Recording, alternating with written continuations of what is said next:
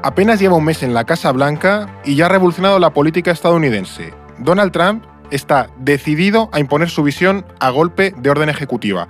Se está asegurando una administración afín y reduciendo las opciones de sus contrarios. ¿En qué lugar deja esto a la democracia estadounidense? ¿Hacia dónde va Estados Unidos? Así que hoy, en No es el fin del mundo, hablamos de si Estados Unidos puede convertirse en un país autoritario. No es el fin del mundo, el podcast semanal del orden mundial. Y para hablar del tema de hoy, que es bastante de actualidad, que está muy en la agenda política después de que Donald Trump ganase las elecciones en noviembre, se ha venido con nosotros Alba Leiva. ¿Qué tal, Alba? Pues muy bien, muy contenta de estar aquí otra vez. Estrenando marzo. Estrenando marzo. Estamos estrenando marzo, efectivamente. A las puertas de que se resuelvan los Ondas. A las puertas de... sí, en una semana sabemos si nos han dado el Ondas o no. ¿Qué pasará? ¿Qué misterio habrá? Puede ser nuestra gran noche. Correcto. Efectivamente. Que si los que están viendo el vídeo verán que la calidad ha bajado drásticamente. Han pasado cosas. Y bueno, lo que pasa es que la cámara se nos ha roto, chicos. Sí. Ha venido Pablo de Diego, nuestro técnico, corriendo en moto. Cual Gandalf ha aparecido en lo alto de la montaña. Sí, derrapando para ver si podía solucionarlo y no hemos podido. Eduardo, departamento de logística. No ha hecho nada para variar, así no, que bueno, otro día más en la oficina. Tampoco ha podido arreglarlo, así que nada, nuestra calidad ha perdido brillo. Estamos un poquito más difusos. Pero Vamos a tener que reclamar la garantía para que nos resuciten la cámara, pero bueno, sí. Es lo que hay. Hoy no nos veis los puntos negros en HD, así que nada. También está con nosotros, que esto es una novedad, que hemos empezado a meter más gente en la rueda de No es el fin del mundo. Argemino Barro, que es periodista y corresponsal en Nueva York para varios medios. Bienvenido, Argemino, a este podcast. Muchas gracias, es un placer estar aquí. Además, nos ha traído cositas. Ha traído cositas. No ha traído ningún jamón de Nueva York ni nada por el estilo, sino que nos ha traído, porque está en España para eso, básicamente, para promocionar su último libro, que es este, que veis aquí, Mariupol, la última batalla, que es básicamente una crónica del asedio a esta ciudad, de la última invasión rusa de Ucrania. O sea que también, entre otras razones, has venido a hablar de tu libro. Cuéntanos un poco, no es un libro muy gordo, porque también el asedio fue relativamente limitado, pero cuéntanos un poco qué nos dices en este libro, porque creo que es uno de los grandes momentos de la actual, todavía vigente guerra de Ucrania, el asedio de Mariupol, que tú seguiste bastante de cerca, además. Sí, yo estuve en Mariupol justo en febrero del 2022, antes del ataque ruso, y entrevisté a una serie de personas para ver cómo se estaban preparando y cómo se lo estaban tomando. Y cuando comenzó el asedio, el 24 de febrero del 2022, pues decidí hacer un libro siguiendo las historias de estas personas que no sabía cómo iban a terminar. Y de hecho han tenido destinos diferentes. Algunas combatieron y sobrevivieron, otras no sobrevivieron, y hay alguna que todavía continúa en cautividad en Rusia. Así que el libro es básicamente una crónica multifacética en base a 20 testimonios inéditos de diferentes perfiles en Mariupol sobre el transcurso de ese ataque, ese asedio.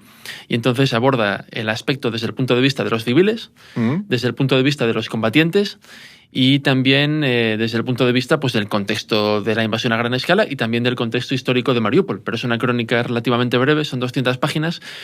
Y mi idea era un poco rescatar y colocar en un libro de una manera accesible este asedio tan icónico.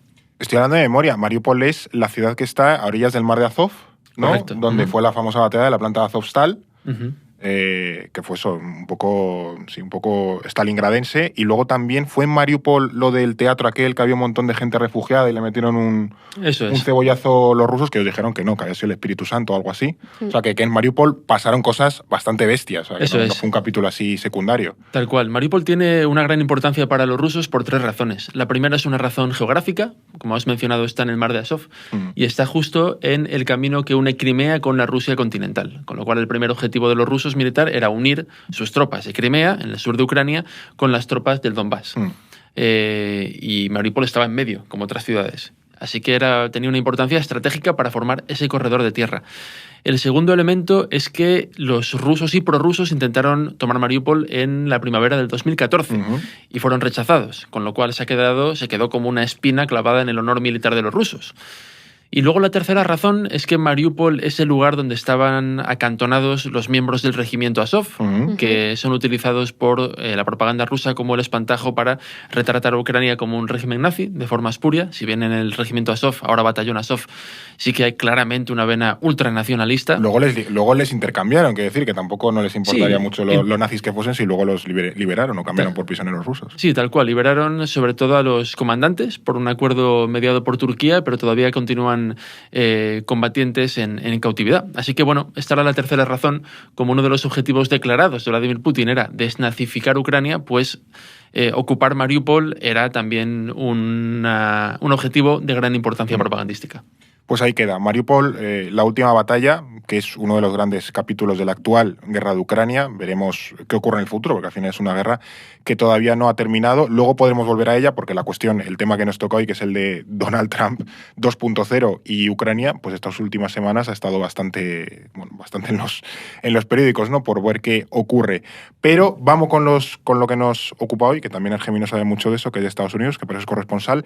¿Por qué hablamos hoy de Donald Trump y de la deriva autoritaria que parece estar viviendo el país? Pues porque, como apuntabas en la introducción, Trump solo lleva un mes en la Casa Blanca y ya ha puesto patas arriba tanto la política internacional, como hemos visto con las últimas noticias en los últimos días, en Gaza, en Ucrania, por supuesto, que si no tratamos Ucrania hoy específicamente, más allá del libro de Argemino, es porque todavía estamos viendo cómo se desarrollan las cosas, entonces creemos que tenemos que esperar un poco. Que es un debate, ojo, que esto mucha gente no lo sabe, es un debate que tenemos en la oficina de... Sí. Hablamos de Ucrania, pero exactamente qué contamos, porque para contar que pasan cosas, este no es el lugar, Claro. es para darle profundidad. Entonces ya tenemos un capítulo de la historia de Ucrania, que es de los primeros, o sea que muchas veces con los temas tenemos el debate de cómo abordarlo, qué enfoque darle, si tocarlo o no, es complicado a veces. Claro, pero bueno, vamos a aprovechar que también está Argemino, que es corresponsal, que también sabe un montón de Estados Unidos, Eso es. y vamos a mirar esta derivada más a la política interna, ¿no? Y eso, la política internacional, pero también la nacional. Y creemos que esa nacional ha pasado un poco más desapercibida.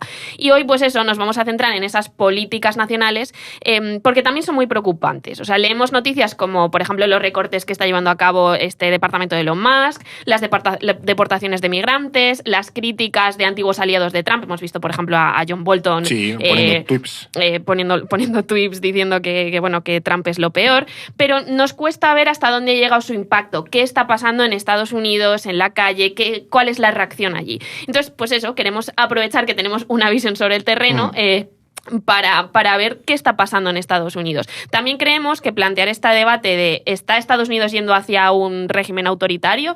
Es un debate abierto y interesante y bueno, pues queremos explorarlo. Sí, porque aquí hay muchas cuestiones, es también un poco recogiendo la herencia que dejó el episodio de Franco, ¿no? Alguien que vive en Alemania, pues que nos cuente un poco cómo se vive en Alemania. Nosotros aquí desde España podemos tener una perspectiva o contar cosas más macro, pero al final también es interesante que alguien que vive la realidad allí día a día te dé un toque que en España, por motivos evidentes, no se tiene. Entonces, al final, es la gracia que aporta Argemino, que nos pueda dar un punto mayor de profundidad. Hay muchos frentes con los que Donald Trump está deteriorando un poco la democracia estadounidense. Eso también es otro debate, ¿no? Hasta qué punto Donald Trump está haciendo eso.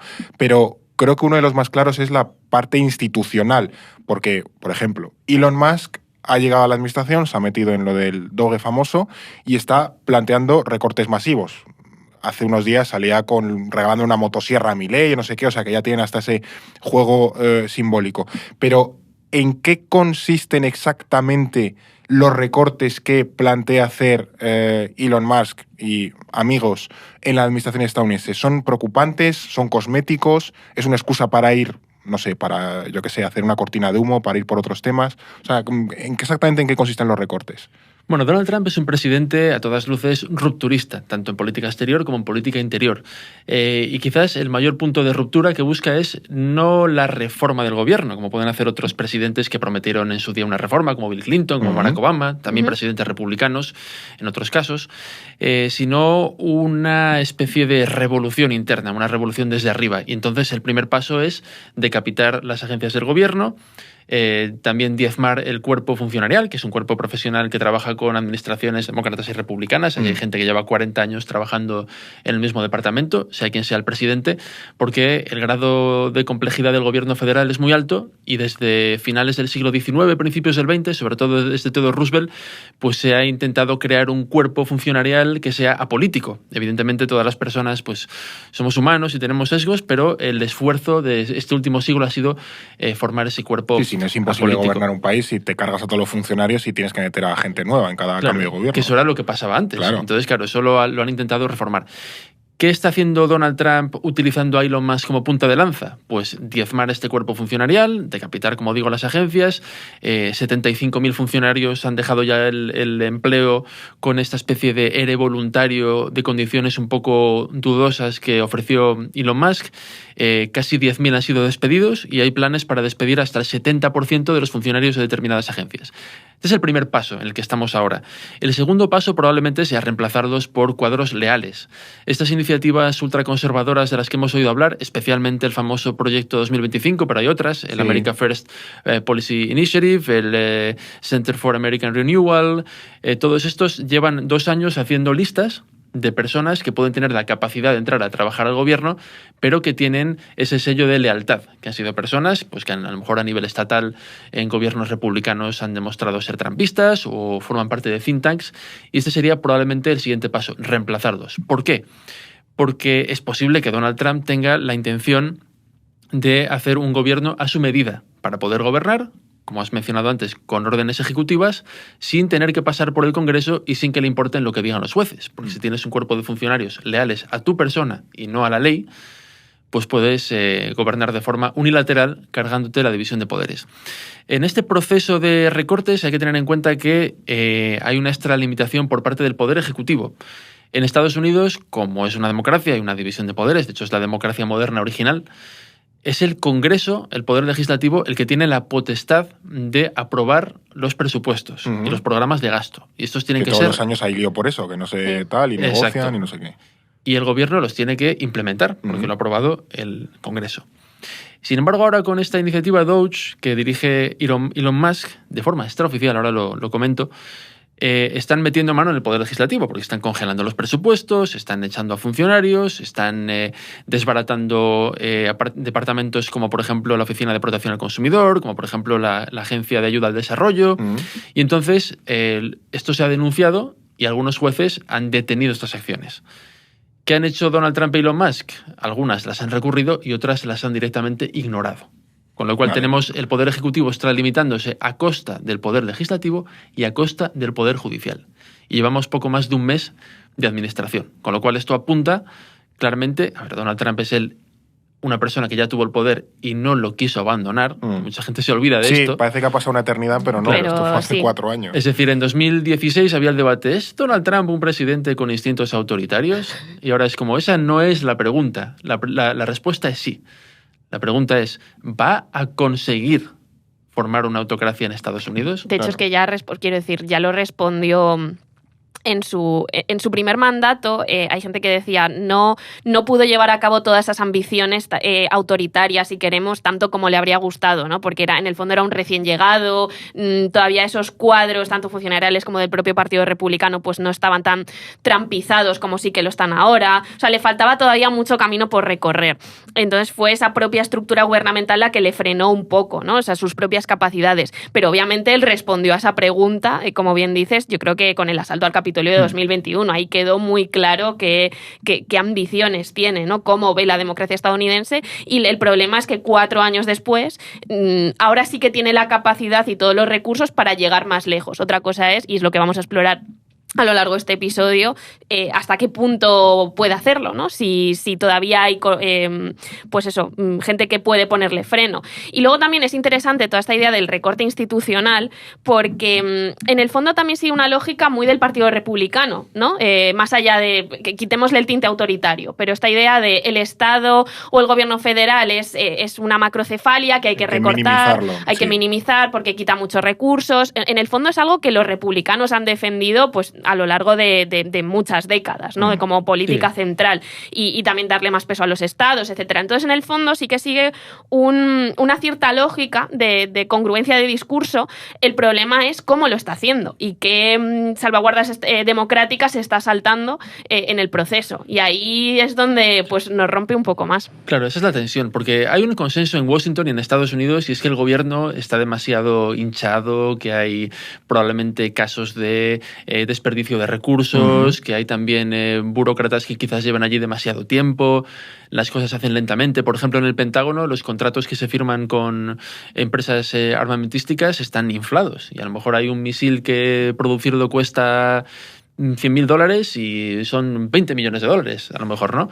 Y es paradójico porque el chivo expiatorio inmediato es hay demasiada burocracia. Pero, por ejemplo, en el caso del Pentágono, otros casos serán diferentes. El problema parece ser al contrario. En los años 90 se quería ahorrar en defensa y una de las cosas que hicieron en el Departamento de Defensa fue despedir a una serie de burócratas que se encargaban de revisar los contratos y de implementar los contratos y de supervisar toda la aplicación de los contratos con las armamentistas. Y pensaron que las armamentistas, como empresas americanas, iban a tener ese elemento de patriotismo diciendo no vamos a estafar al gobierno. Claro, y te hacen una palla los domingos también, Lockheed Martin y todo eso. Claro. Sí. Y entonces, de repente, los precios empezaron a dispararse de las armas.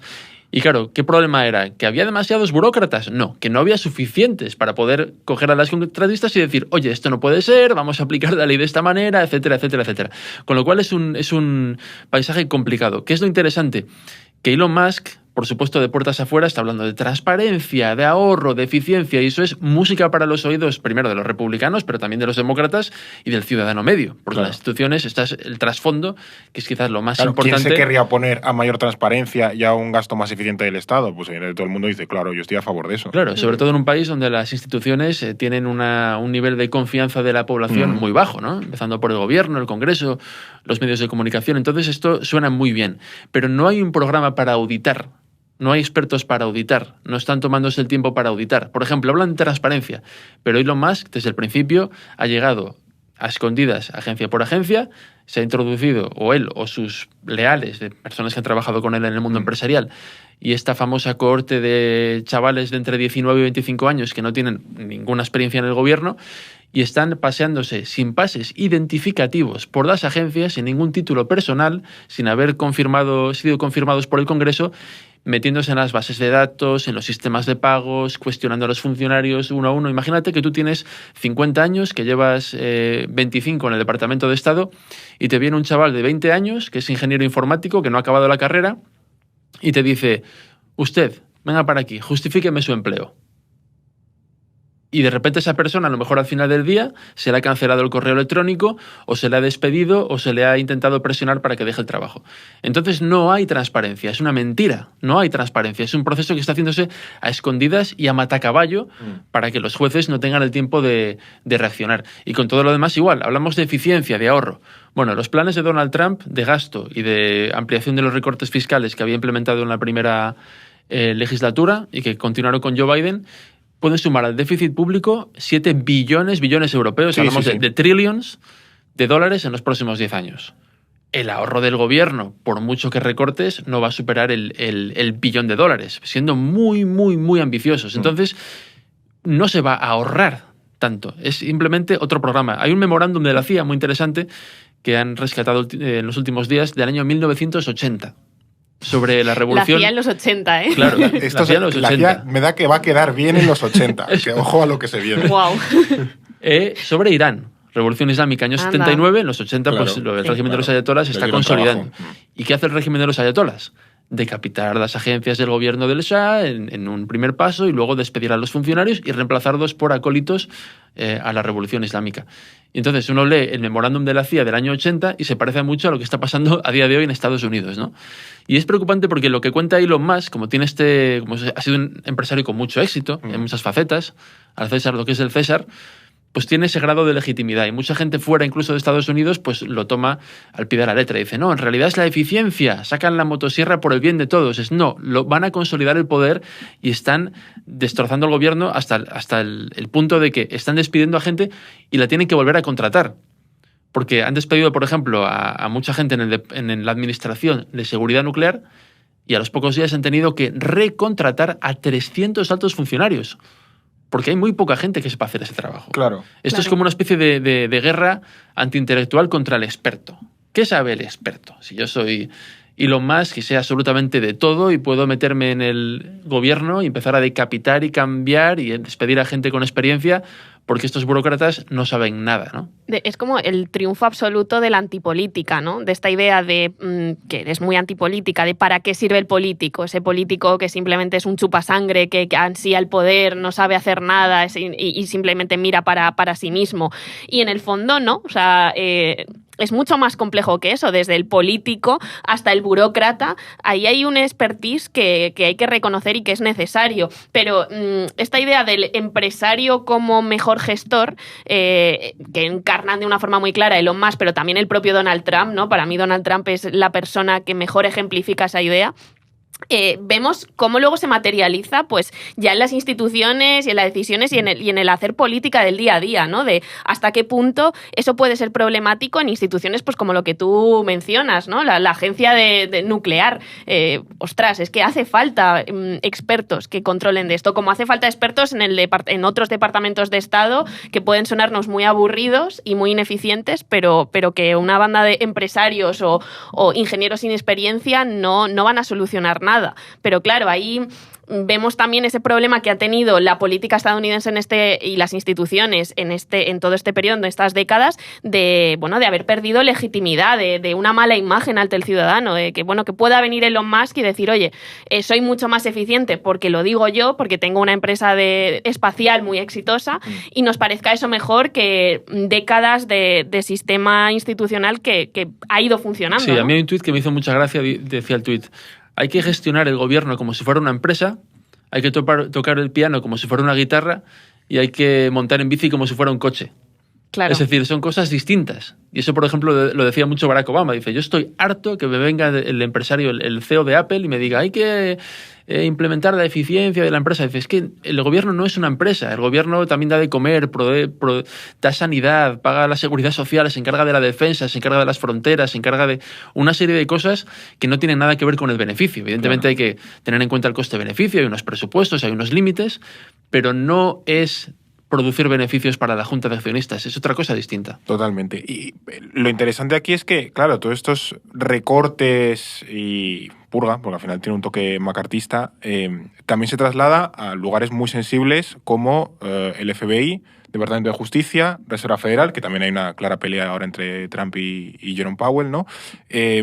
También es posible que consiga meter la cuchara ahí y que organismos, ya digo, tan centrales dentro del Estado estadounidense acaben también un poco trampizados. Sí, de hecho ya hay un proceso claro. Por ejemplo, en el Departamento de Justicia, todos los fiscales y todos los especialistas que han estado implicados en los casos de Trump, por ejemplo, sí, las investigaciones. La investigación policial más grande de la historia de Estados Unidos fue la investigación del asalto al Capitolio, que acabó con 1.500 personas en la cárcel, con miles de procesos por todo el país. Y esto pues ha requerido el músculo del gobierno federal, del FBI, del Departamento de Justicia. Y ahora hay una purga en base a las personas que han colaborado en este caso. Y, por ejemplo, el FBI, una proporción muy alta de agentes han colaborado. Entonces, el FBI ahora mismo, paradójicamente, porque es una institución muy estólida, ¿no? Se ven en las películas siempre los de Feds, ¿no? Los federales, y que ya vienen... está el señor el sheriff del condado ya está enfadado porque han venido los federales. Eso es muy estadounidense. Y vienen ahí con las gafas estas de pera, el tal, y son tipos muy rígidos, ¿no? Sí. Y sin embargo ahora están plantando cara al gobierno en el sentido de que no, usted no puede venir aquí y despedir a 1/3 de la fuerza del FBI. Y hay allí un director en funciones que está plantando cara y está ganándose el respeto de los agentes. Y esta gente son profesionales que se han dedicado la vida a esta agencia, han investigado el asalto al Capitolio, no pueden ser despedidos. Pero ya hay signos preocupantes, no solamente por esta purga también en el Departamento de Justicia o el nombramiento y confirmación tanto de Pam Bondi como fiscal general como de Kash Patel al frente del FBI, que también ha sido confirmado, sino que, por ejemplo, algunos congresistas que han criticado a Trump o a Elon Musk, incluso en televisión, han recibido ya notificaciones que pueden ser investigados por parte del fiscal que ha nombrado Trump en Washington, D.C., que también es un cargo trumpista. Y entonces hay ya señales. Y por ejemplo, Liz Cheney, que es también una de las grandes odiadas, una representante de los republicanos de la vieja escuela, lo que llaman los trampistas Rhino, Republican in name only, ¿no? Republicano solo de nombre.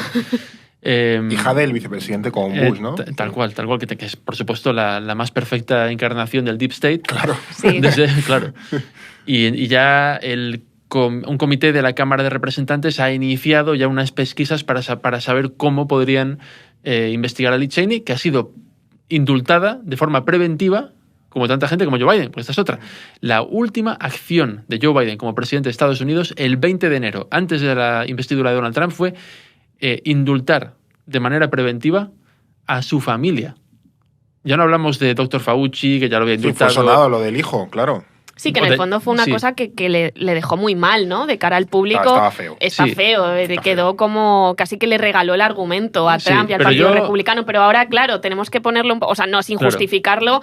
Claro, ahí hay un tema de, bueno, es que yo pues ya barro para casa, literalmente, y protejo a mi familia porque pueden venir a por mí. Pero lo interesante fue que indultó a su hijo, porque que tenía problemas legales, indultó a Fauci, indultó a Mark Milley, que fue el presidente del Estado Mayor de la Defensa, el general más importante de Estados Unidos, por miedo a que Trump tomase represalias, porque ambos habían sido críticos de Donald Trump, especialmente Milley, por cierto. Fauci es como un poco el chivo expiatorio, ¿no? El chivo expiatorio. Pero los últimos indultos de Joe Biden fue para su mujer, para su hija, para su familia inmediata, que no tienen nada que ver, con la política, su mujer sí, porque era la primera dama, pero que no tienen ningún caso abierto. Y estas señales que ha visto Joe Biden para indultar a su hija... Por si acaso. Por si acaso. Claro. Y lo que ha visto es lo que probablemente acabemos viendo, persecuciones políticas que aparte se van a justificar con los procesos a Donald Trump. Como quien he sido víctima de una caza de brujas, pues ahora voy a ir a los que han ido a por mí, que es algo que ya ha dicho Pam Bondi en otras entrevistas en el pasado, la fiscal general actual. ¿Y esto en la calle cómo se percibe? O sea, es que lo que cuentas, es decir, visto desde unos ojos europeos, es heavy en el sentido de vendetta política, ojo por ojo. Ya digo, una cosa que en los años 50 era el macartismo puro y duro, un comportamiento casi soviético en algunas cosas. Y entiendo que los republicanos, o el votante trampista, porque ya habría que empezar a diferenciar casi una cosa de la otra, deduzco que esto como que le parece bien. Y los demócratas no sé qué piensan de esto. Supongo que les parecerá mal, pero luego vamos a hablar, ¿no? De que tampoco están reaccionando de manera así como muy vehemente. Es que yo creo que los estadounidenses, y esto ya se ha mencionado, no están equipados, ni ellos ni probablemente nosotros, para gestionar lo que se nos viene encima, probablemente. Por un lado, porque ya hay un cansancio cognitivo, es decir, en 2016 estaba todo el mundo fresco diciendo, oh Dios mío, este hombre está contando mentiras, está culpando a los inmigrantes indocumentados de todo, está azuzando a la violencia en algunos mítines, etcétera, etcétera. Qué escándalo, ¿no? Entonces, cuando empezó su gobierno, pues ya era la resistencia, ¿no? Esta especie de coalición informal de demócratas. Había esta cierta épica, ¿no? En vamos a contraponernos a Trump. Eso es, demócratas, activistas, medios de comunicación y tal.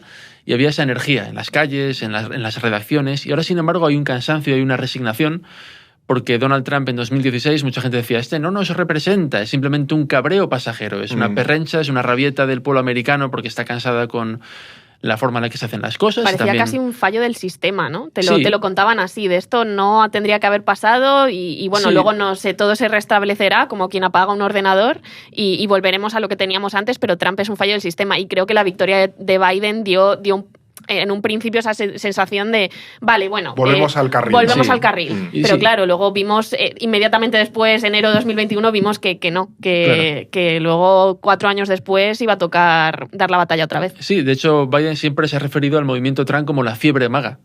La fiebre en el sentido de que uno tiene 40 de fiebre, está delirando, pero bueno, ya se le bajará, ¿no? Pues descansa y bajará. Y luego, bueno, aprovecho esto para decir que efectivamente en Estados Unidos había muchas razones para estar descontento y para la falta de confianza. Lo digo porque es importante decirlo. Yo, por ejemplo, hace poquito me leí un libro que es ya un clásico, o debería serlo, que se llama The Unwinding, creo que en español es El desmoronamiento, de George Packer. Y es un libro muy, muy amplio, son como 500 páginas a letra pequeña de testimonios de personas que experimentan cómo Estados Unidos se va deshaciendo como sociedad, económicamente, culturalmente, por los procesos de la globalización. Y básicamente tiene varios entrevistados. Una de ellas, por ejemplo, una mujer afroamericana en una ciudad de Ohio que ve cómo las fábricas pues, se van yendo al extranjero y bueno, la vida va degradándose, ¿no? Y es un libro muy completo, con muchos puntos de vista, y cuando acabé el libro, que ya digo, me lo leí el año pasado, llegué a la conclusión, digo, este país está preparado para un dictador o para alguien que realmente destruya el sistema, porque hay concentrada mucha resignación, mucho resquemor hacia la desigualdad, hacia el aumento de la pobreza, hacia el crecimiento también demográfico, que eso no es algo malo, pero que es algo que también que a mucha gente le estresa, ¿no? Sí. Hay mucha gente que ha crecido en un país de una manera y ahora lo ve y es de otra forma, ¿no? Y entonces eso hay que tenerlo en cuenta porque Donald Trump tenía el terreno abonado para llegar al poder. La cuestión es que, claro, una cosa es que sea un fallo o una fiebre pasajera y otra cosa que el problema de fondo sea tan profundo que una administración Trump no fuera, digamos, suficiente para romper. A Trump, incluso los seguidores se refieren a él como la wrecking ball, como la bola de demolición. Es que, bueno, él no va a construir gran cosa, pero va a destruir lo que hay porque tenemos que reemplazarlo por otra cosa distinta. Así que Trump, al final, ha demostrado ser, le guste a quien le guste, o le disguste a quien le disguste, posiblemente un cambio de ciclo profundo, como los que ocurren en Estados Unidos cada 50, 60 años. Uno lo inició Roosevelt, un ciclo socialdemócrata que llegó hasta los 70 con Carter, otro que inició Ronald Reagan, neoliberal. Mucha gente, pues eso, demócratas han estado en ese ciclo, y ahora Donald Trump probablemente inicie un ciclo distinto, más aislacionista en política exterior o más centrado en el continente americano y de cara al interior, pues más populista. Esto es bastante interesante porque al final lo que tú comentas es como ya un país sin ganas de nada, básicamente resignado. Es como, bueno, que pase lo que tenga que pasar. Y una minoría que yo creo que esto es una visión muy interesante, que ya no es vamos a construir esto, sino está en plan, bueno, quemadlo todo y luego ya iremos viendo, ¿no? Que eso también, aquí lo hemos hablado alguna vez en este podcast, que para hacer más autoritario un país no te hace falta una mayoría de gente súper favorable a ello, sino una minoría muy movilizada y luego una gran mayoría de gente que le dé un poco igual o que esté resignada o que se vea que no tiene capacidad y tal, que yo creo que es un síntoma de las democracias actuales. Anne Applebaum, esta autora que publica en The Atlantic y que tiene muchos libros sobre autoritarismo, totalitarismo, decía el otro día que ya había entrevistado a una mujer que había vivido en la Alemania comunista, ¿no? la RDA. Y Applebaum le preguntó a la mujer, le dijo, pero vamos a ver, ¿qué proporción de gente colaboró con el régimen? La señora alemana le miró sin comprender y dijo, ¿cómo que qué proporción de gente? Todo el mundo. Todo el mundo. La pregunta no es qué proporción de gente colaboró con el régimen. La pregunta es qué proporción de gente se resistió al régimen. Claro. Y esa era una minoría. La mayoría de la gente colaboró. Quizás no activamente, pero mirando para otro lado. Como lo que me toca tal, tengo que salvar un poco el culo, pues bueno. Sí, y ahora, por ejemplo, hay ese debate. Ahora, otro de los chivos expiatorios que utiliza Trump es el wokeismo, ¿no? La ideología woke. Es como la excusa para desbaratar el gobierno, ¿no? Porque la ideología de género ha contaminado todo. Y entonces, pues hay algunas agencias que están, bueno, todas las agencias deshaciéndose de las iniciativas DEI, de las políticas diversidad, inclusivas. Equidad, ¿no? De hecho, si lees inclusión. la lista de órdenes ejecutivas de Donald Trump, porque bueno, ha sacado, no sé, un montón de órdenes ejecutivas en apenas unas semanas. Con el rotu ese gordo que con firma. el rotu gordo que firma, y en el fondo ves de todo tipo, pero hay varias que tienen que ver precisamente con esto, y es nombres, ideología de género. Aquí hay una que es muy clara y atenta claramente contra los derechos de las personas trans, de prohibir la presencia de hombres en deportes de mujeres, o eliminar la ideología de género, proteger a las mujeres de la ideología de género. Creo que hay una orden ejecutiva llamada algo parecido a esto. O también eliminar cualquier referencia a todo lo que sea woke o ideología de género en el lenguaje administrativo. O sea, ya no se habla ya se prohíbe utilizar el término género en lenguaje administrativo de las instituciones a nivel federal, y ahora tiene que ser incluir la palabra sexo, ¿no? Y entonces el gobierno estadounidense entiende una diferencia clara entre hombre y mujer. Y eso es orden institucional. Y está en una de las primeras decisiones que ha tomado Donald Trump en sus primeras semanas. Es muy claro y muy Sí, el muy primer día, yo significativo. creo, lo del género el primer día. A ver, aquí también hay un debate porque en el Partido Demócrata, la inmensa mayoría de los demócratas suelen ser lo que llamamos New Democrats. New, que no son tan new, porque vienen de Bill Clinton, ¿no? O sea, son gente de demócrata... Con la novedad. Sí, la novedad, 30, 60 años y tienen ya 35 todos años de novedad. No, pero siguen en esa vertiente. Pero es verdad que a los demócratas les ha salido en los últimos años una vertiente más identitaria, más woke. Y yo creo que aquí ha habido muchos excesos también con el tema del lenguaje, con el tema también de la cultura de la cancelación. Yo creo que esto es algo real. Ellos dicen, no, ¿qué cultura de la cancelación? Si esto no ha existido, si esto es gente expresando su opinión. No, hay vidas que han sido hundidas por una tormenta en Twitter y tal, por cuestiones identitarias.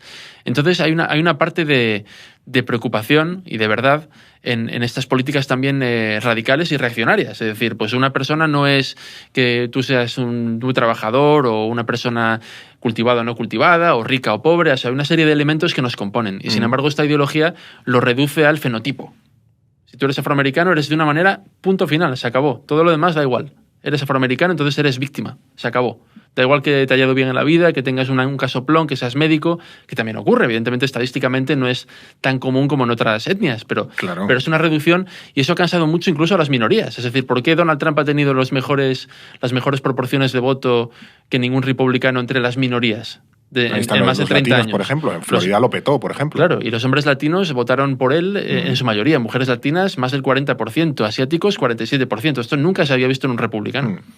En parte porque no querían ser tampoco objetivizados. Y aparte o convertirse en un cliché también, en un ¿no? cliché, en un token. Y aparte lo interesante es que la izquierda demócrata, considerada izquierda progresista, que en Estados Unidos es progresista, es ser casi muy radical, de socialista, muy de izquierdas. Sí.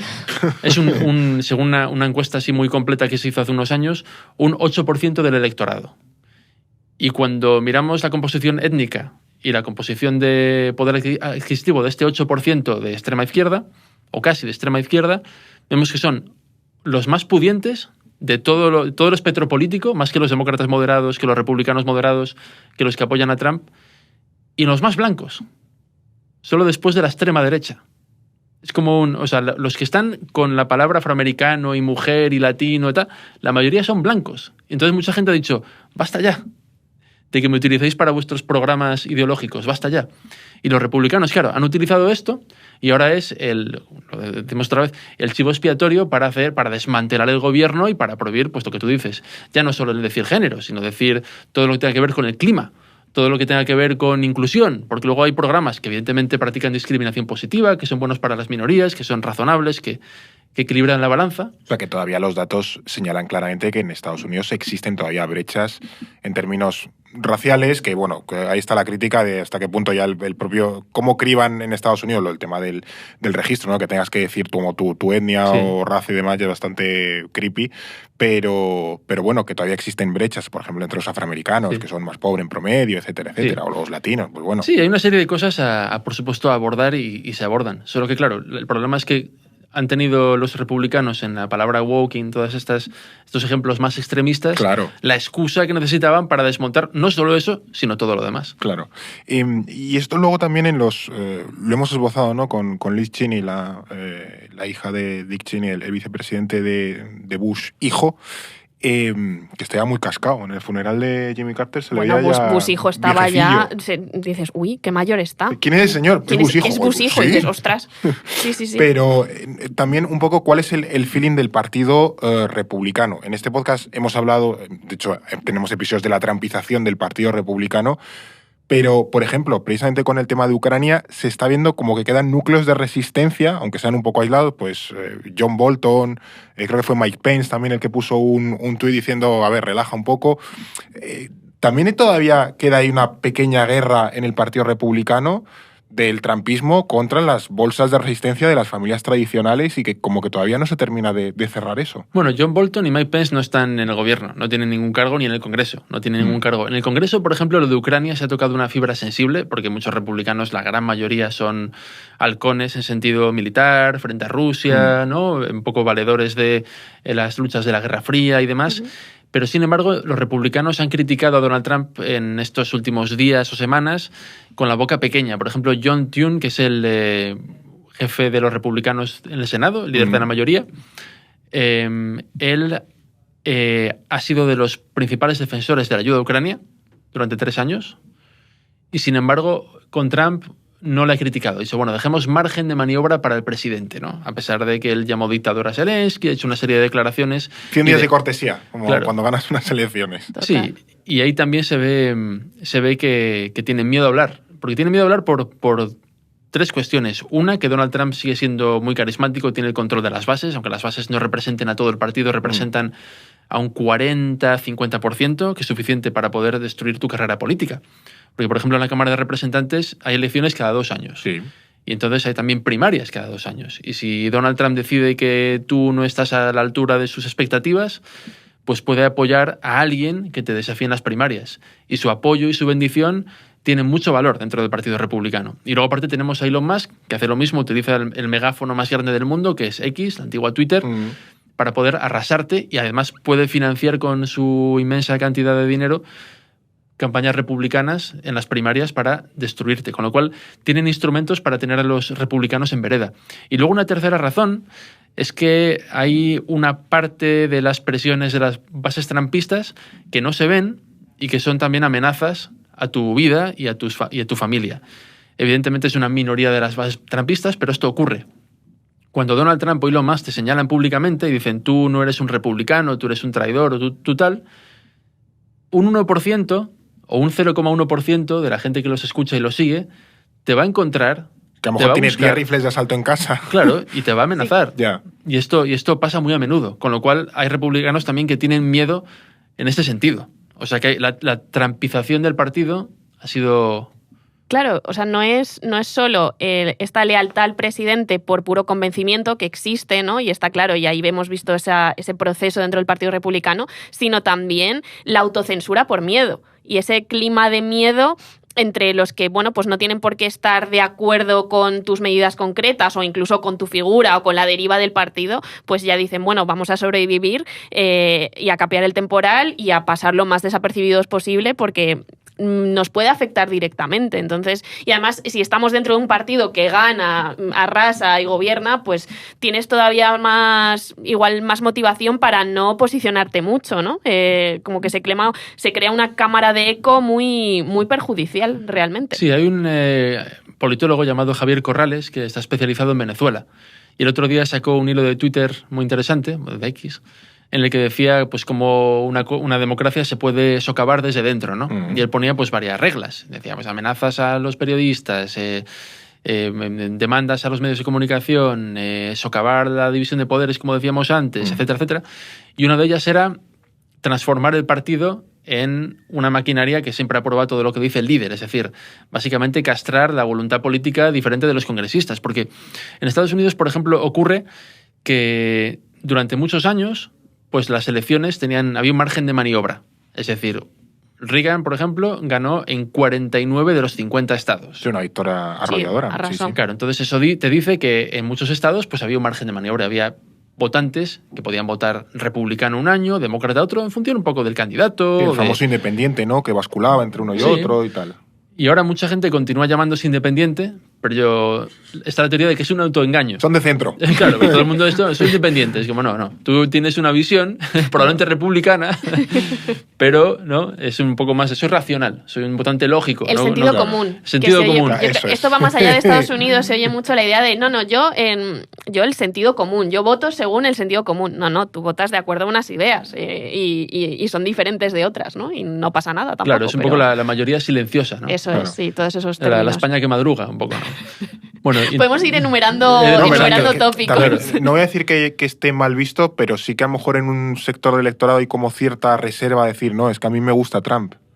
¿O qué pasa ahí? Esa reserva yo creo que ya... Pues ya no ocurre esas tanto, elecciones ya no ocurre Claro. tanto. Solo que ahora también hay un proceso de remordimiento de comprador, digamos. Porque mucha gente ha votado a Trump pensando en otro cliché, el precio de los huevos, que se ha convertido en un cliché en Estados Unidos, en un meme, ¿no?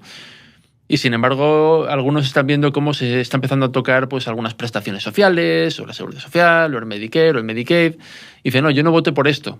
O decir, no, yo es que a mi primo lo van a deportar, pero mi primo no ha cometido ningún crimen. Yo creía que él solamente iba a deportar a las personas que han cometido crímenes y que no tienen papeles. O yo creía que Trump iba a defender Ucrania. Y es como, a ver, no estáis prestando atención. Donald Trump tenía ya un programa... Aunque se dijo 30 millones de veces, hermano. O sea, Sí. ¿qué Claro. esperabas? Eso también es muy interesante ver la reacción desde el campo contrario, ¿no? Los votantes contrarios claramente a Trump, esa oposición muy convencida, que decía que se llevan las manos a la cabeza. Dice, pero ¿cómo que ahora os sorprendéis de esto? O sea, es un poco esta idea de disfruta lo votado, ¿no? Pero también había mucha rabia batalla interna en el otro lado. Pero ¿cómo que ahora te enfadas porque se toman una serie de decisiones que te afectan y tú le has votado sin prestar atención? Entonces también habla, no lo sé hasta qué punto habla y que del si te clima engaña, político. todavía me parece lógico. Pues es que nunca dijo que iba a deportar a no sé cuántos millones de inmigrantes y lo hace y a ti te molesta. Vale, lo entiendo, pero es que él lo dijo por activa y por pasiva, o sea, de manera más clara no lo podía decir. Tú le votas, luego cumple lo votado, porque en ese sentido cumple lo que prometió, y ahora te extrañas. Entonces, ¿qué clase de disonancia hay? De que tú votas por enfado sin tener en cuenta que eso te va a hacer... Es un poco boomerang, ¿no? No entiendo bien un poco qué reacción hay ahí. Por ejemplo, se vio con el apoyo a Trump o la falta de apoyos a Biden o a Kamala Harris por el tema de Gaza, por ejemplo, en Michigan, ¿no? Donde Trump obtuvo buenos resultados entre la población árabe, que en Michigan es la que tiene mayor presencia en Estados Unidos, a pesar de que la gente de origen árabe es como el 1% del país, que tiene son descendientes de libaneses y tal, sí. Peso demográfico. Y mucha gente decía, no, yo no voy a votar a los demócratas por lo que han hecho en Gaza. Digo, vale, de acuerdo, lo entiendo. Pero Donald Trump va a ser bastante peor. O sea, que en ese sentido, con mucha gente que no votó a Hillary porque no concordaba con sus principios un poco más a la izquierda y demás. Entonces está esta negociación diaria de los votantes. Hay cosas que, por ejemplo, Donald Trump quiere hacer o ha prometido y, sin embargo, o sea, quiere hacer y ha prometido desde que fue elegido, pero no antes. Por ejemplo, todos sus nuevos designios territorialistas o imperialistas en Groenlandia, el Canal de Panamá o Canadá, eso no lo mencionó en la campaña en ningún momento. Y, por ejemplo, lo de Ucrania, prometió hacer la paz en 24 horas, un poco al estilo de Trump, pero tampoco dijo cómo. Claro. Y mandó mensajes mixtos. Por un lado, a veces era duro con Rusia, otras veces era blando. Entonces lo dejó ahí en esta especie de nebulosa. Y ahora, sin embargo, estamos viendo que probablemente ya tenía una visión. Claro. Esto es, claro, la cuestión aquí es, no sé si esto se está notando, por ejemplo, en la calle, cierto arrepentimiento. Ha pasado también eso con los latinos por el tema de las promesas de deportación. No sé si votantes republicanos que están saliendo del trumpismo, porque al final también tiene a veces parte de secta. No sé si estamos llegando a una fase en la que mucha gente está desencantada con Trump por lo que ha hecho, ha dicho o ha dejado de hacer o ha dejado de decir, o si todavía su ola, por así decirlo, está creciendo, si todavía tiene capacidad Trump y el trumpismo de captar más gente desencantada, cabreada, necesitada porque la situación económica no es buena o lo que sea. Bueno, por ahora es pronto para juzgar, porque llevamos pues eso, 1 mes y medio de mandato, que es muy poquito, quedan 4 años, aunque parezca mentira. Sí.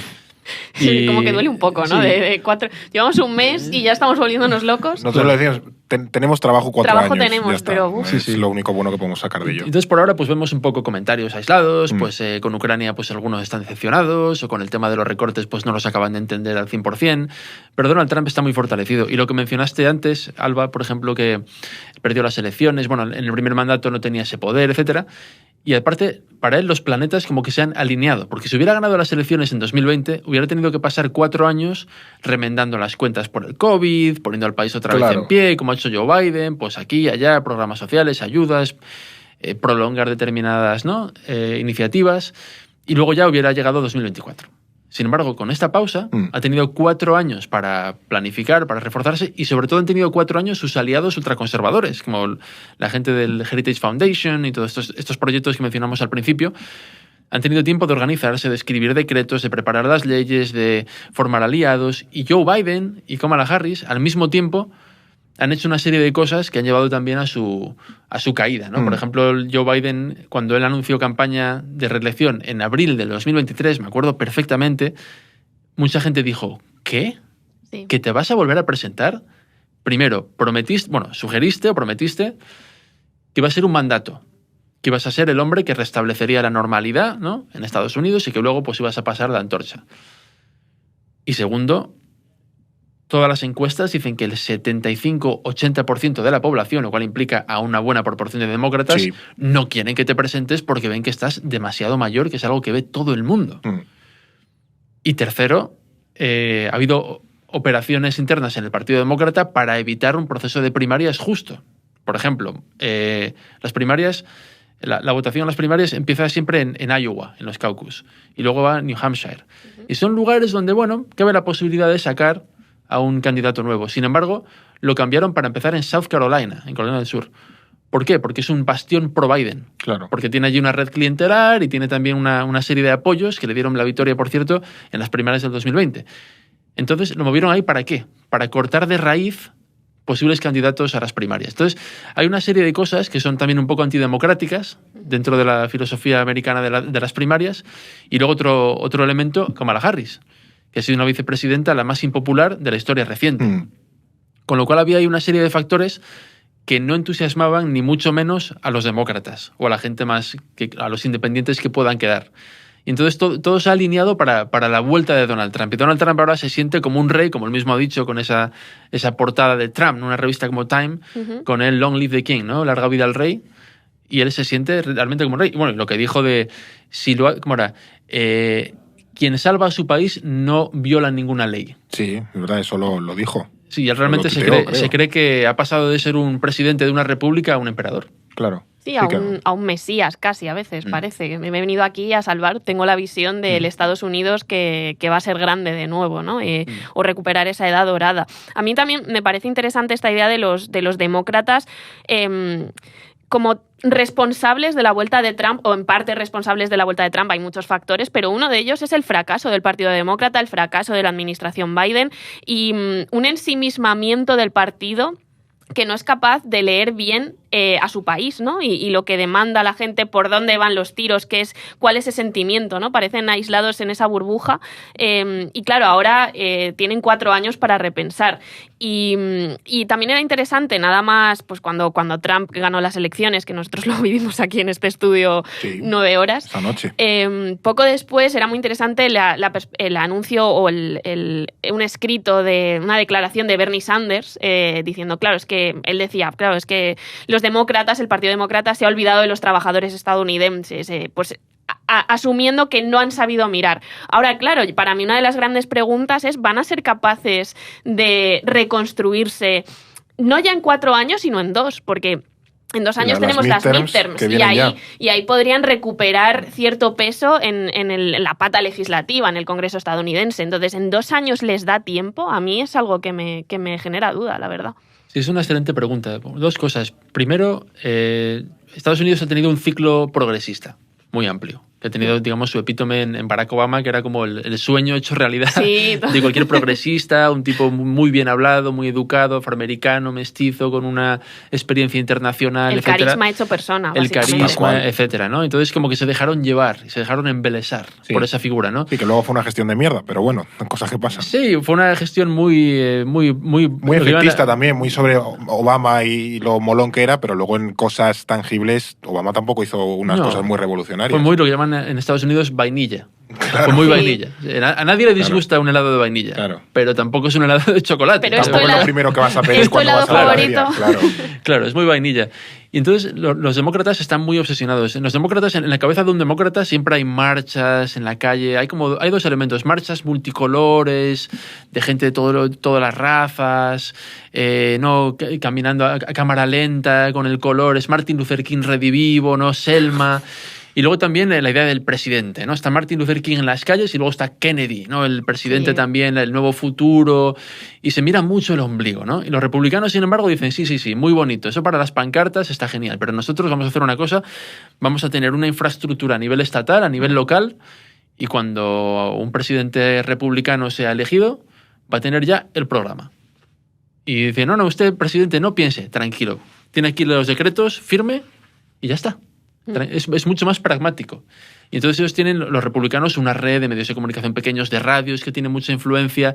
Ellos construyen el poder desde abajo, desde la raíz, con un montón de think tanks, con columnistas pagados, con locutores, etc. Y entonces tienen ese instrumento de presión desde abajo. No se dejan embelesar por esa especie de fascinación. Y entonces, un ecosistema que sobrevive a cualquier presidencia demócrata, porque eso sigue ahí. Eso también, otro deep state que ya hay montado. Claro. Y entonces, esta época cultural, progresista, urbanita, también enfocada a la globalización, al cosmopolitismo, tiene ya un aire caduco. Y entonces mucha gente decía, Kamala Harris, otra prolongación de este modelo caduco, ¿no? con un tinte de élite muy claro. Que ni ¿no? siquiera cae bien, que si cae bien, pues todavía, pero es que ni siquiera cae bien, no parece maja. Es muy interesante lo que decías antes de pues el sector más progresista o la izquierda más a la izquierda dentro del Partido Demócrata, que también tiene un tinte muy de élite, tienen un claro problema de representación y de lograr atraer a unas bases, ¿no? O sea, de nuevo, una burbuja. Tus ideas pueden ser muy buenas, muy beneficiosas para unas minorías, para esa base a la que quieres apelar, pero no lo consigues por quién eres tú. Es muy interesante. Y también ha habido una toma de poder en el Partido Demócrata durante la época de Obama del dinero de las grandes multinacionales, porque a ver, en Estados Unidos hay que partir de la base de que es un país donde la corrupción política a gran escala está legalizada. Es decir, aquí en España, con el caso Gürtel, nos echamos las manos a la cabeza, con razón, pero allí el Gürtel es multiplicado por 1 millón día de lunes a domingo. Porque allí las grandes multinacionales pues financian las campañas se financian con dinero privado, puede ser de un ciudadano de la calle o puede ser de Elon Musk. De Elon Musk o de una de corporación. Hecho, se habla de Estados Unidos como una plutocracia, ¿no? Sí, en ese sentido. Totalmente. Y a veces un dinero que a veces está oculto, ¿no? Por una serie de mecanismos, Super PAC. Y también allí, desde 2010, de la famosa decisión del Supremo de Citizens United, el dinero también tiene libertad de expresión. Si tú como ciudadano o persona de carne y hueso puedes votar o donar, pero el dinero representa también intereses de personas, con lo cual pueden volcar dinero en las campañas. Entonces, en la parte demócrata, muchas grandes fortunas y multinacionales han creado una red de asociaciones y ONGs que están interesadas en cosas que a las multinacionales les van bien. Por ejemplo, ¿van a financiar estas multinacionales, estas ONG, el salario mínimo? ¿Van a financiar campañas para los derechos laborales? ¿Van a luchar por una mayor igualdad? No. ¿Van a luchar por el cambio climático? Sí, muy bonito, pero son empresas que en realidad no tienen nada que ver con el cambio climático, pero bueno, queda muy bien. Claro. ¿O van a luchar por cuestiones más identitarias? ¿Qué tal? Vale, les va muy bien también, ¿vale? Pero entonces eso también genera una desconexión. Y como Obama ya no está, de ya unos años que no está, no ha habido un líder demócrata que pudiera coordinar estos intereses como hacía él. Y entonces ha habido pues, una especie de toma de poder, por decirlo de forma resumida, de élites urbanas en el partido. Y eso ha formado una barrera con el sentir de mucha gente. Entonces el debate demócrata eterno es, ¿qué hacemos? ¿Nos vamos a la izquierda y tomamos una ruta trampista o sanderista de izquierdas para llegar a más gente y ser un poco más, tener más dientes, ser más rompedores? ¿O bien nos moderamos un poco más para llegar a esa gente más independiente, indecisa del interior? Es el debate. La de Tim Walz, ¿no? Vamos a coger a un señor, un demócrata rural, así, majete, que te llegue a esos públicos. ¿no? Claro, por un lado Kamala Harris de California, mestiza, etcétera, con esa visión un poco más elitista, y luego Tim Walz. Y es un debate que yo creo que por ahora no tiene una respuesta clara, ¿no? Porque cada parte o cada bando tiene razones a favor y en contra. Y entonces están en ese debate filosófico y no sé, para responder directamente, si en 2 años va a ser suficiente para que se aclaren, porque ahora están en una situación muy desangelada. Y todo el tema de los movimientos sociales, tipo Black Lives Matter, las protestas de las universidades por el tema de Gaza, eso también como que han desaparecido. No sé qué ha pasado con ellos. Los sindicatos también. Los sindicatos, movimiento... La ola de nuevo sindicalismo, ¿no? En Estados Unidos. Había una ola de nuevo sindicalismo en estos años, incluso durante la presidencia de Biden. O sea, era un proceso paralelo y ahora no se lee aquí, no llega. Sí, yo creo que hay un proceso de reflexión todavía. Cuarteles de invierno, ¿no? Claro, cuarteles de invierno, eso es. Y luego también, como Donald Trump practica esta técnica de inundar la zona de noticias todos los días, pues cuando el presidente de Estados Unidos te dice Estados Unidos va a tomar Gaza y vamos a deportar o a sacar de allí a 2 millones de personas, que es una limpieza étnica, y luego tienes una manifestación en Union Square en Nueva York, ¿a qué le vas a dedicar tiempo? Claro. ¿No? Entonces, si de repente Donald Trump ofrece concesiones a Vladimir Putin o dice que Zelensky es un dictador y luego tienes pues un sindicato organizándose en Filadelfia, ¿qué vas a cubrir? Vas a cubrir a Donald Trump, que él lo sabe y por eso marca la agenda informativa. Él e Elon Musk. Es un tándem arrollador. Entonces, por ahora no hay salida. Es decir, a un periodista no le van a comprar un tema sobre se han juntado 200 personas en Union Square, ¿no?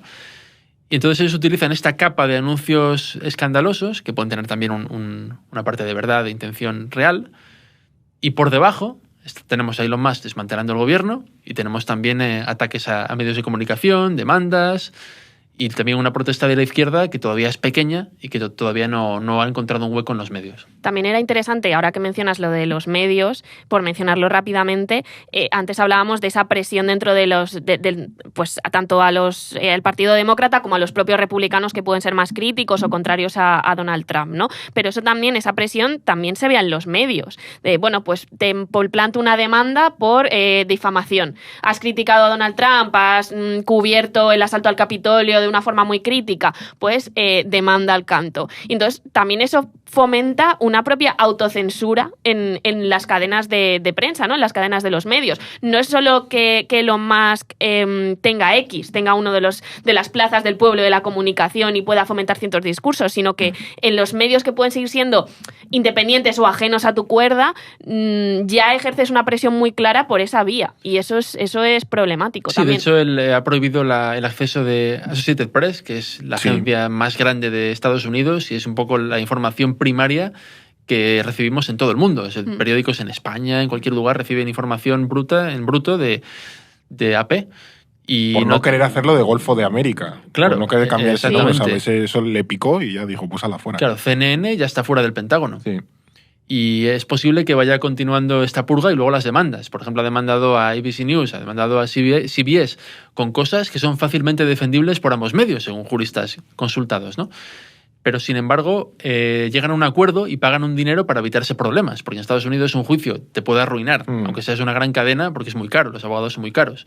Y luego también a medios pequeños como Des Moines Register, que publicó una encuesta poco antes de las elecciones favorable a Kamala Harris, y para Donald Trump es injerencia electoral. Entonces, usan diferentes excusas para presionar y para hacer que incurran en un alto coste. Y luego también, cuando fue elegido presidente, en toda esta caravana de magnates que iban a Mar-a-Lago a, como se suele decir, besar del anillo o a estar bien, en buenos términos con él, ha habido muchos magnates de medios de comunicación. Y de hecho, cuando Donald Trump fue elegido, ha habido periodistas famosos y críticos, Chuck Todd, por ejemplo, Jorge Ramos, por ejemplo, Jim Acosta de la CNN, que han ido perdiendo el empleo o dejándolo. No sé muy bien en qué términos, pero es una casualidad que las voces más críticas con Donald Trump han ido dejando sucesivos medios de comunicación. Entonces esto es lo que Timothy Snyder, en su libro On Tyranny, habla obedecer de antemano o obedecer preventivamente, ¿no? Es decir, para evitarte líos, pues mira, o sacrificas a alguien y ya está. Claro, que era muy crítico contigo, nos lo quitamos de en medio. No te preocupes, que vamos a ser no obedientes, pero solícitos. Vamos a ser... Es un gesto también, para que también, esto creo que lo hablamos aquí, lo de que es una de las voces un poco más críticas siempre, Bill Gates. Sí. Que él dijo que bueno, que él había hablado con Trump y que lo que habían estado hablando que parecía un señor bastante razonable.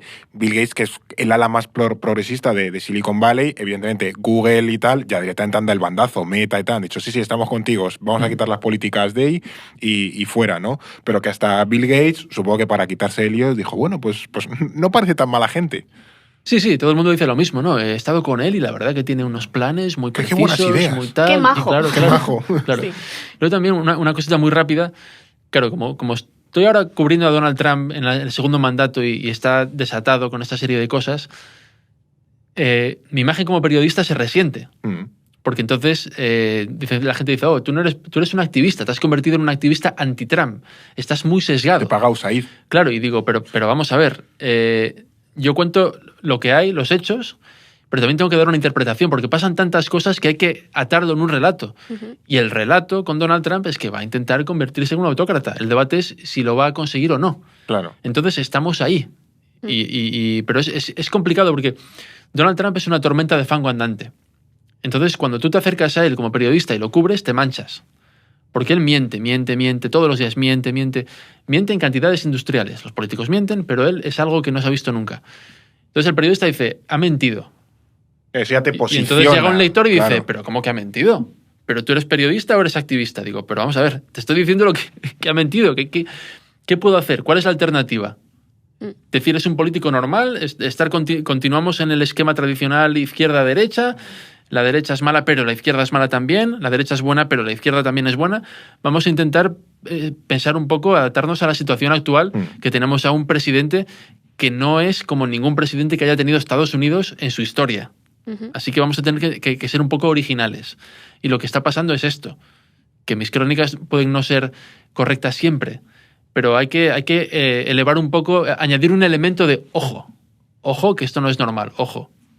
Sí, bueno, también creo que hay un componente, pasa en el primer mandato, creo que también pasa ahora también con Elon Musk, de que mucha gente como que quiere creer en que lo que hace Elon Musk / Donald Trump es bueno, porque ellos se identifican, claro, cuando a ti te dicen, oye, esta persona es un bandarra o miente, pues claro, a ti te genera esa disonancia cognitiva de cómo va a mentir la persona que a mí me encanta, ¿no? Entonces ya ahí, eso, lejos de alejarte de esa persona, te refuerza todavía más el Claro. segundo. No, esto Y además es lo mejor. cultiva.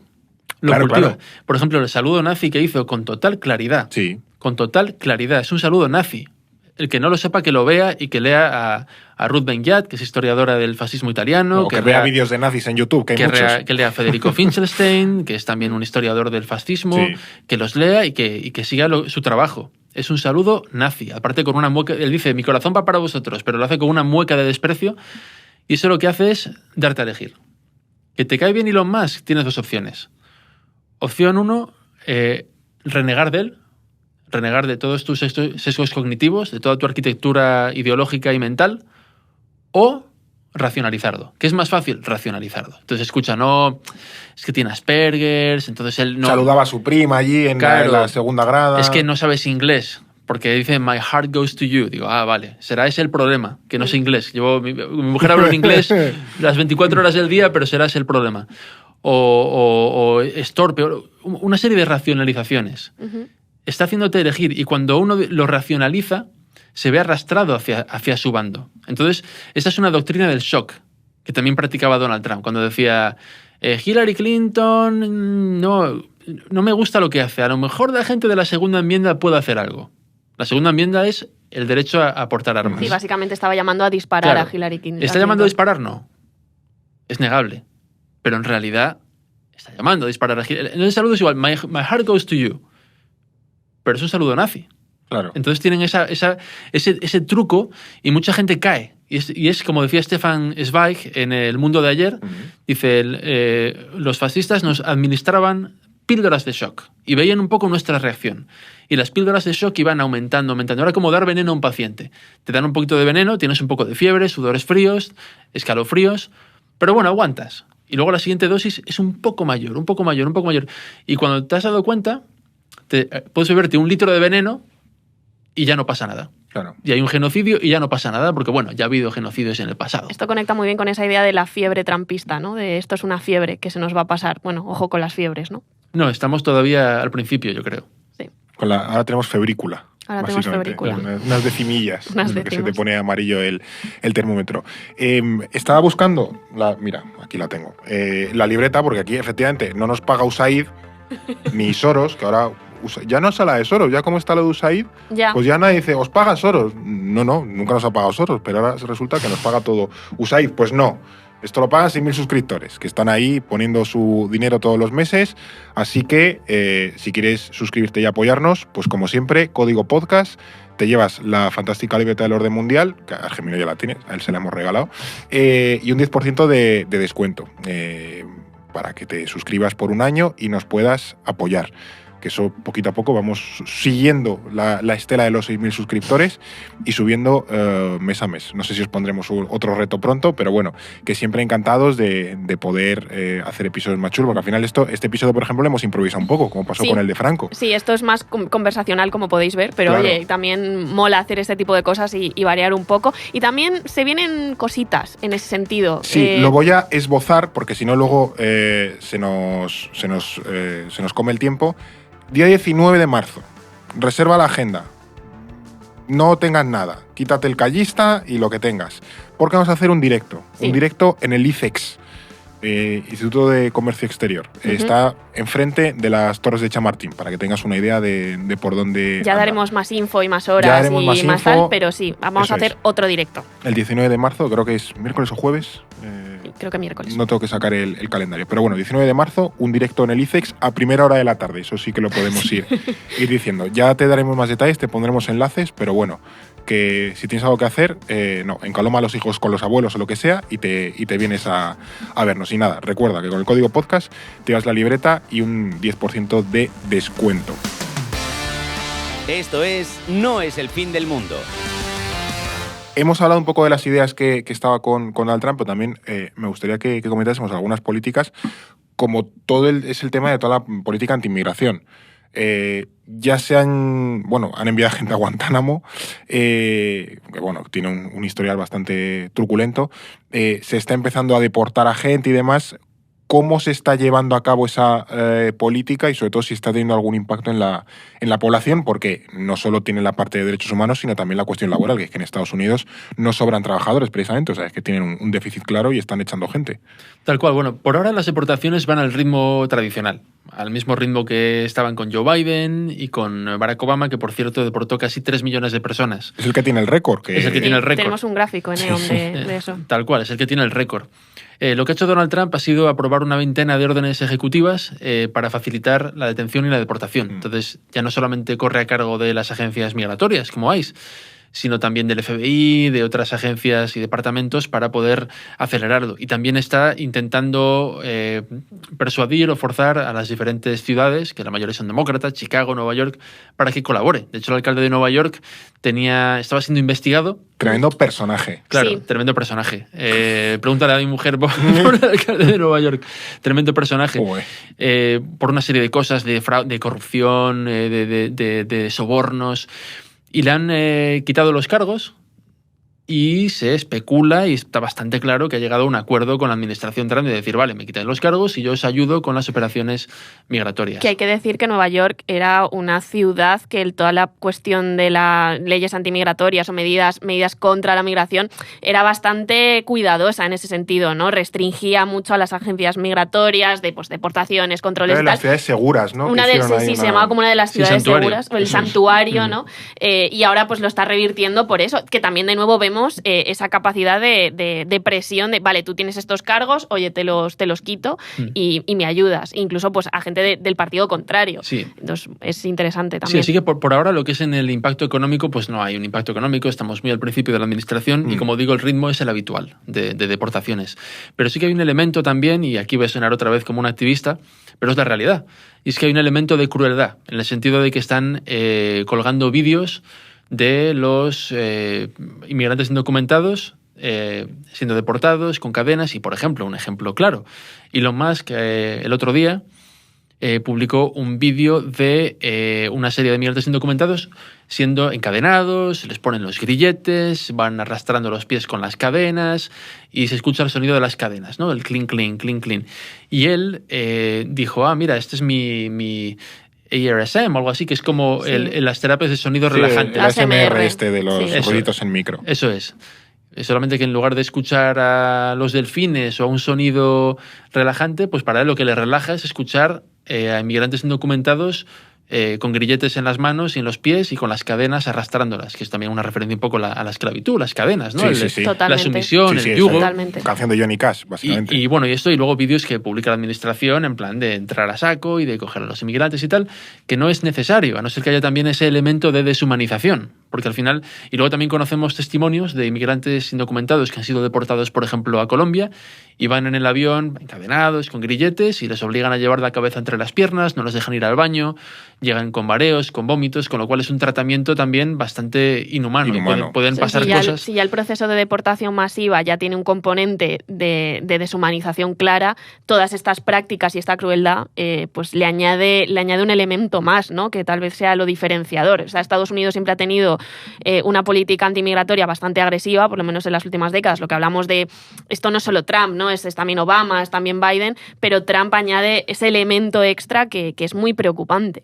Y que eso ya es maldad. O sea, sí. Pero puedes decir, bueno, es que esta acción permite esto o impide, yo que sé, que se fugue. Pero no es ya la gratuidad de humillar a la persona, de hacerla todavía más, pues eso, quitarle la humanidad que tenga, ¿no? Pero al final eso me parece pura maldad. Luego también Claro, también está, bueno, hemos comentado un poco el tema de los indultos, ¿no? Pero ¿cómo está el tema del Capitolio? ¿Esto también se ha olvidado en la gente? No sé si va a tener más recorrido las investigaciones o va a morir ahí en la orilla. No, las investigaciones ya se acabaron. Ahora serán investigaciones a los que investigaron los del Capitolio. Claro, a los que investigaron el Capitolio. Fue Donald Trump, lo primero que hizo también, una de las primeras cosas que hizo muchas, fue este indulto, y estaba el debate de si iba a indultar a todos o solamente a aquellos que no hubieran cometido delitos violentos, ¿no? J.D. Vance, por ejemplo, poco antes, un par de días antes de la investidura de Trump, dijo no, vamos a indultar, pero no a los que han cometido delitos violentos, de asaltar una propiedad pública, etc. Pero no, fue el indulto a todos. Y de hecho, el indulto también benefició a Stuart Rhodes, que es el fundador de Oath Keepers, que es una milicia de extrema derecha, armada, antigobierno, y también Enrique Tarrio, que fuera el líder de los Proud Boys. Y Stuart Rhodes, al día siguiente, acudió a la zona VIP de un meeting de Trump en Las Vegas, por ejemplo. Y hay una especie de intento de reescribir la historia del asalto al Capitolio. Y, por ejemplo, cuando uno ahora quiere trabajar para el gobierno federal, le ponen un cuestionario y una de las preguntas es, el 6 de enero del 2021, ¿quiénes eran los patriotas? Hostia. Ostras. Claro, ¿no? O sea, ya no es, el 6 de enero, ¿qué pasó? Nada. Es que tenemos la broma esta de que se usa mucho en las películas o tal, hablando de Estados Unidos, de los cuestionarios para entrar en el país, de ¿pertenece usted al Partido Comunista? ¿No? Esta lógica de la Guerra Fría, pero claro... ¿Ha visitado usted Cuba? ¿Quiere matar al presidente? Pero claro, ahora es esto. Es un buff, ya. Claro, es un test ideológico sí. para los funcionarios, por lo que decíamos al principio. Es que no quieren funcionarios profesionales del servicio civil, quieren acólitos que implementen las leyes sin tener que pasar por el Congreso. Y se está haciendo como una narrativa que recuerda a la marcha sobre Roma, que es un poco la narrativa mítica, que también es parcialmente falsa. Decir, ahora, ¿cómo se vende aquel día? Es decir, ¿cómo se intenta reescribir? ¿Para ellos qué pasó aquel día, ahora mismo? Bueno, Donald Trump durante estos últimos 4 años se ha referido a los criminales que asaltaron el Capitolio como patriotas y como rehenes del Estado profundo. Vale. Y como personas que, intentaban evitar el fraude, entre comillas, electoral de Joe Biden y, digamos, salvar la Constitución. Y de hecho, las imágenes de aquel día, yo estuve aquel día en Washington. No llegué al asalto al Capitolio, pero llegué justo después, ese mismo día. Y me junté con una serie de personas que apoyaban ese asalto, ¿no? Y estaban como viviendo un momento histórico. O sea, para ellos era algo positivo, era como una segunda revolución americana. Sí, estaban salvando la democracia. Claro. Y de hecho hicieron vídeos en directo en Facebook, en plan de aquí estoy dentro del Capitolio, en la rotonda, salvando a la democracia americana, tal. Digo, pero no te das cuenta de que te van a meter en la cárcel. Claro. ¿Te das cuenta de que esto es ilegal? O sea, era una realidad paralela. Y esa realidad paralela la ha estado cultivando Donald Trump. Por ejemplo, en los mítines, algunos ha comenzado con el himno estadounidense cantado por los reos del asalto al Capitolio. Pero lo grabaron por teléfono. Lo grabaron por teléfono. Es un himno cantado por teléfono desde varias prisiones con los prisioneros condenados por el asalto al Capitolio. Sí, no, es reescribir la historia para tratarlos de héroes, básicamente. Claro, es la marcha sobre Roma de Mussolini, es el Putsch de Múnich del 23, con la bandera nazi, tiene el color rojo porque es la sangre de los, creo que eran 18 patriotas alemanes que murieron en ese intento de golpe de Estado de Hitler que no salió de Múnich, por suerte. Qué barbaridad, madre mía, me quedo muerta. Bueno, por suerte o por desgracia, porque si hubiera salido de Múnich probablemente lo hubieran condenado a más años y no hubiera tenido esa condena de cárcel tan... Sí, pero a lo mejor para 2028 lo del Capitolio fue poco menos que, pues yo qué sé, el motín del té. Sí. O, yo qué sé, la batalla de Bunker Hill. Pero bueno, y vistos todos estos ataques a la democracia, ya lo hemos esbozado, ¿no? Pero también queda un poco preguntarnos dónde queda la situación estadounidense, en qué punto se encuentra y sobre todo si es capaz de resistir, porque llevamos, el primer mandato ya dio para estos debates, ahora estamos como en la segunda parte y siguen. Se argumenta, se especula con que vamos hacia una suerte de régimen iliberal. Otros argumentan que la democracia estadounidense sí será capaz de resistir, también un poco refugiándose en los estados, porque al final es un sistema muy descentralizado. No sé qué opináis o cómo veis esto.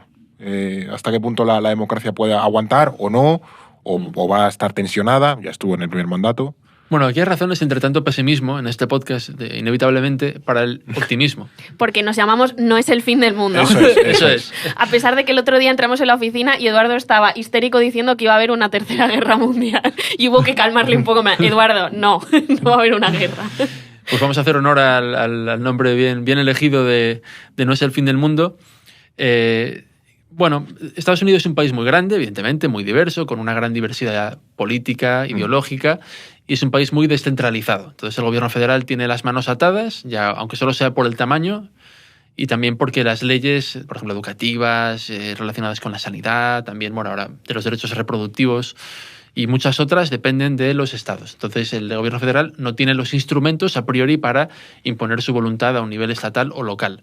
Además, es un país que tiene una cultura de elecciones primarias. Entonces, a no ser que renuncien a las primarias, el Partido Republicano tiene mecanismos para, si Donald Trump cae en desgracia mañana, otra vez, puede haber votantes que voten en contra del movimiento. Por ejemplo, en las midterms del 2022, los candidatos favorables a Trump les fue muy mal.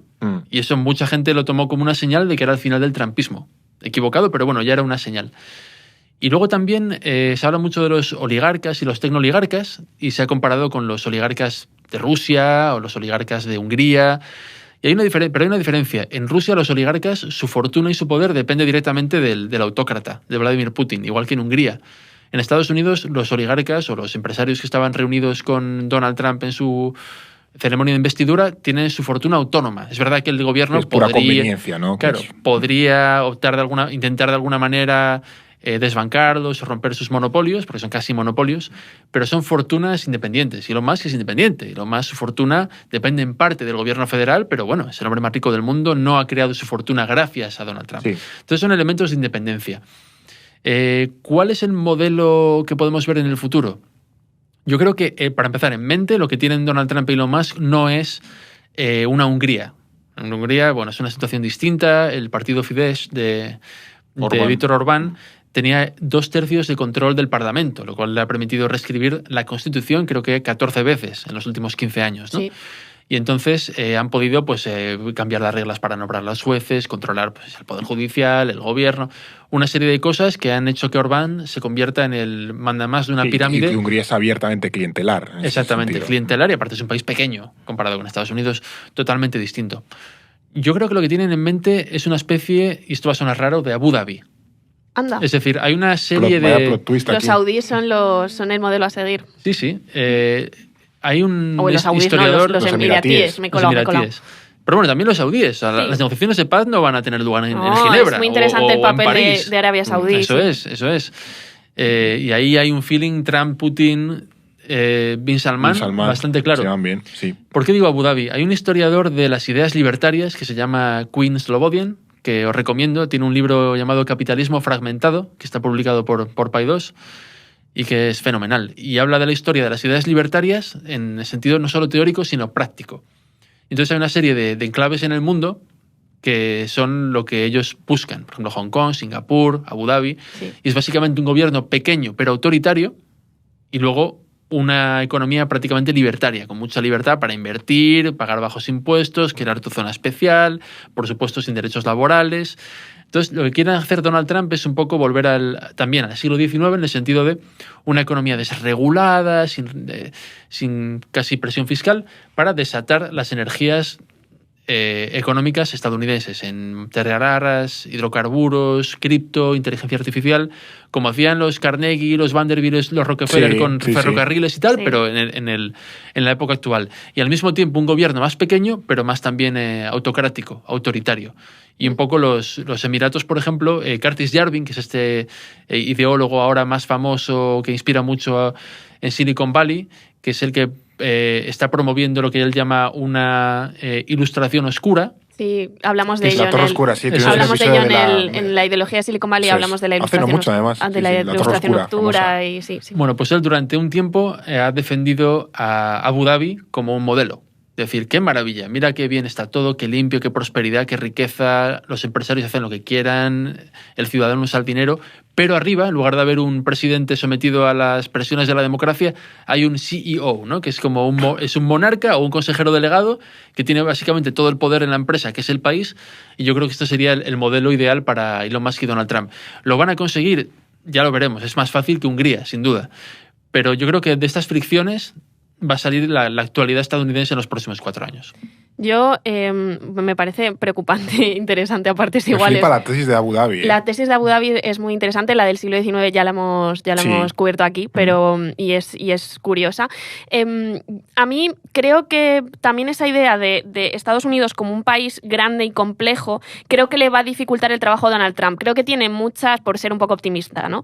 Creo que tiene mucha capacidad de ser muy disruptivo, de ganar peso en ese proyecto que tú mencionas, pero me parece interesante fijarnos en qué contrapesos pueden funcionar. Creo que la rama legislativa está muy coartada porque tiene unas mayorías claras y veremos si los demócratas consiguen en 2 años ganar peso y si ganan peso, a qué capacidad pueden tener de contrarrestarlo. La judicial tiene cierto peso, pero también está muy coartada. A mí me parece interesante ver el rol de los estados y me da la sensación de que Estados Unidos va cada vez más a ser un país muy desigual dependiendo del estado en el que vivas. Si vives en un estado que podemos entender como un feudo demócrata, vas a vivir de una manera, vas a retener ciertos derechos, porque ahí el gobierno federal no va a ser capaz de llegar, o si es capaz de permear va a ser muy poco a poco, va a necesitar más de 4 años para llegar. Y en cambio, si vives en un estado de mayoría republicana, tu realidad va a estar muy alineada con lo que propone Donald Trump.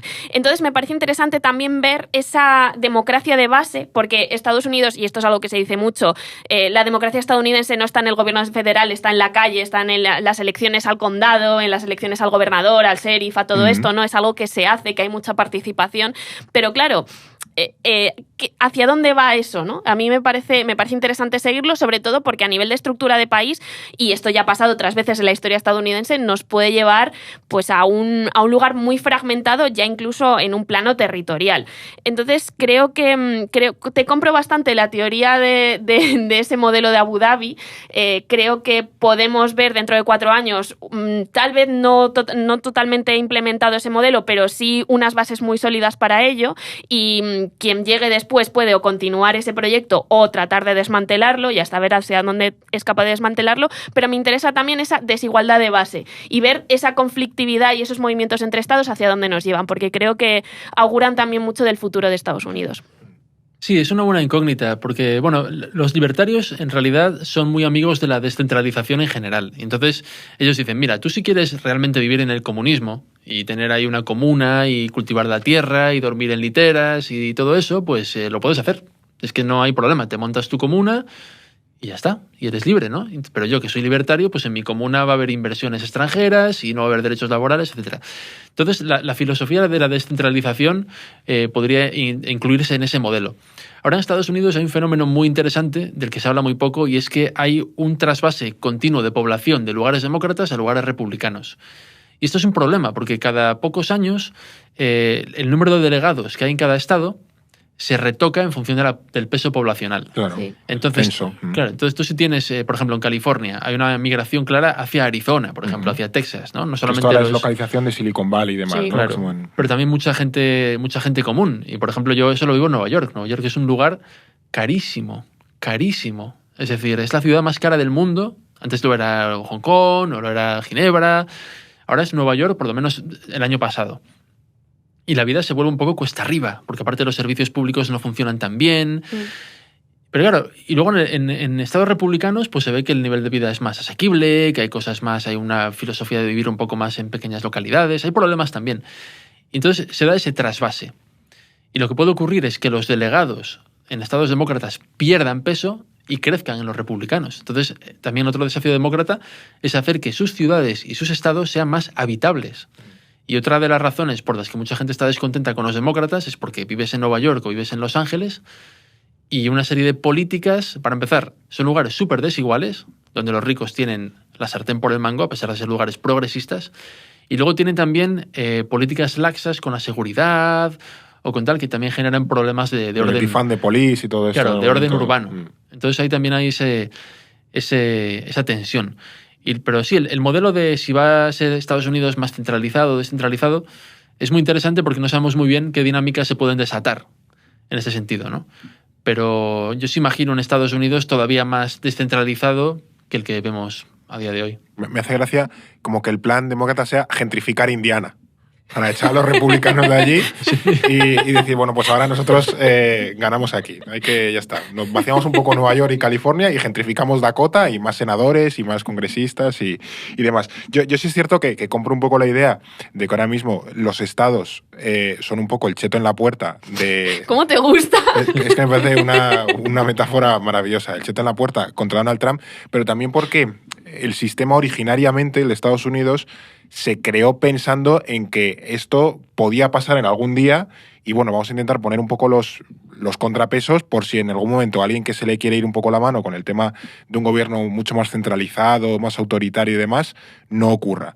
De hecho, esto lo contamos en el episodio de la geopolítica e independencia de Estados Unidos, que tenemos por ahí un episodio contando todo eso. Este episodio se une a toda la serie, que yo creo que ya es casi una serie en sí misma de episodios sobre Estados Unidos, que creo que comunican muy bien entre ellos. Entonces, bueno, pues uno más.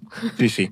Entonces, yo creo que ahí la descentralización estadounidense puede ser un poco el dique para que Trump tenga mucho poder dentro del área federal, pero luego no pueda rebasar ciertas barreras que al final constitucionalmente pertenecen a los estados, ¿no? Pero bueno, también para ir un poco cerrando el episodio, y creo que es importante, ¿no? La arena internacional, y eso también nos comunica con el tema de Ucrania, que creo que merece la pena que lo repasemos brevemente, es ese deterioro democrático o el papel que Donald Trump y Elon Musk y todos los minions de alrededor pueden jugar en Estados Unidos.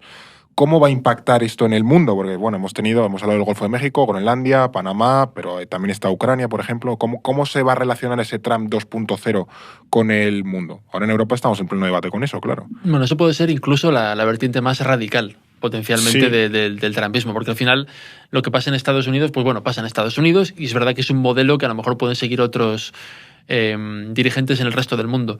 Pero si finalmente se cristaliza ese rumbo de Donald Trump aparente de romper 80 años de atlantismo, puede ser transformador, ¿no? Es decir, hacer una alianza con Vladimir Putin, que están él y Trump en la misma longitud de onda.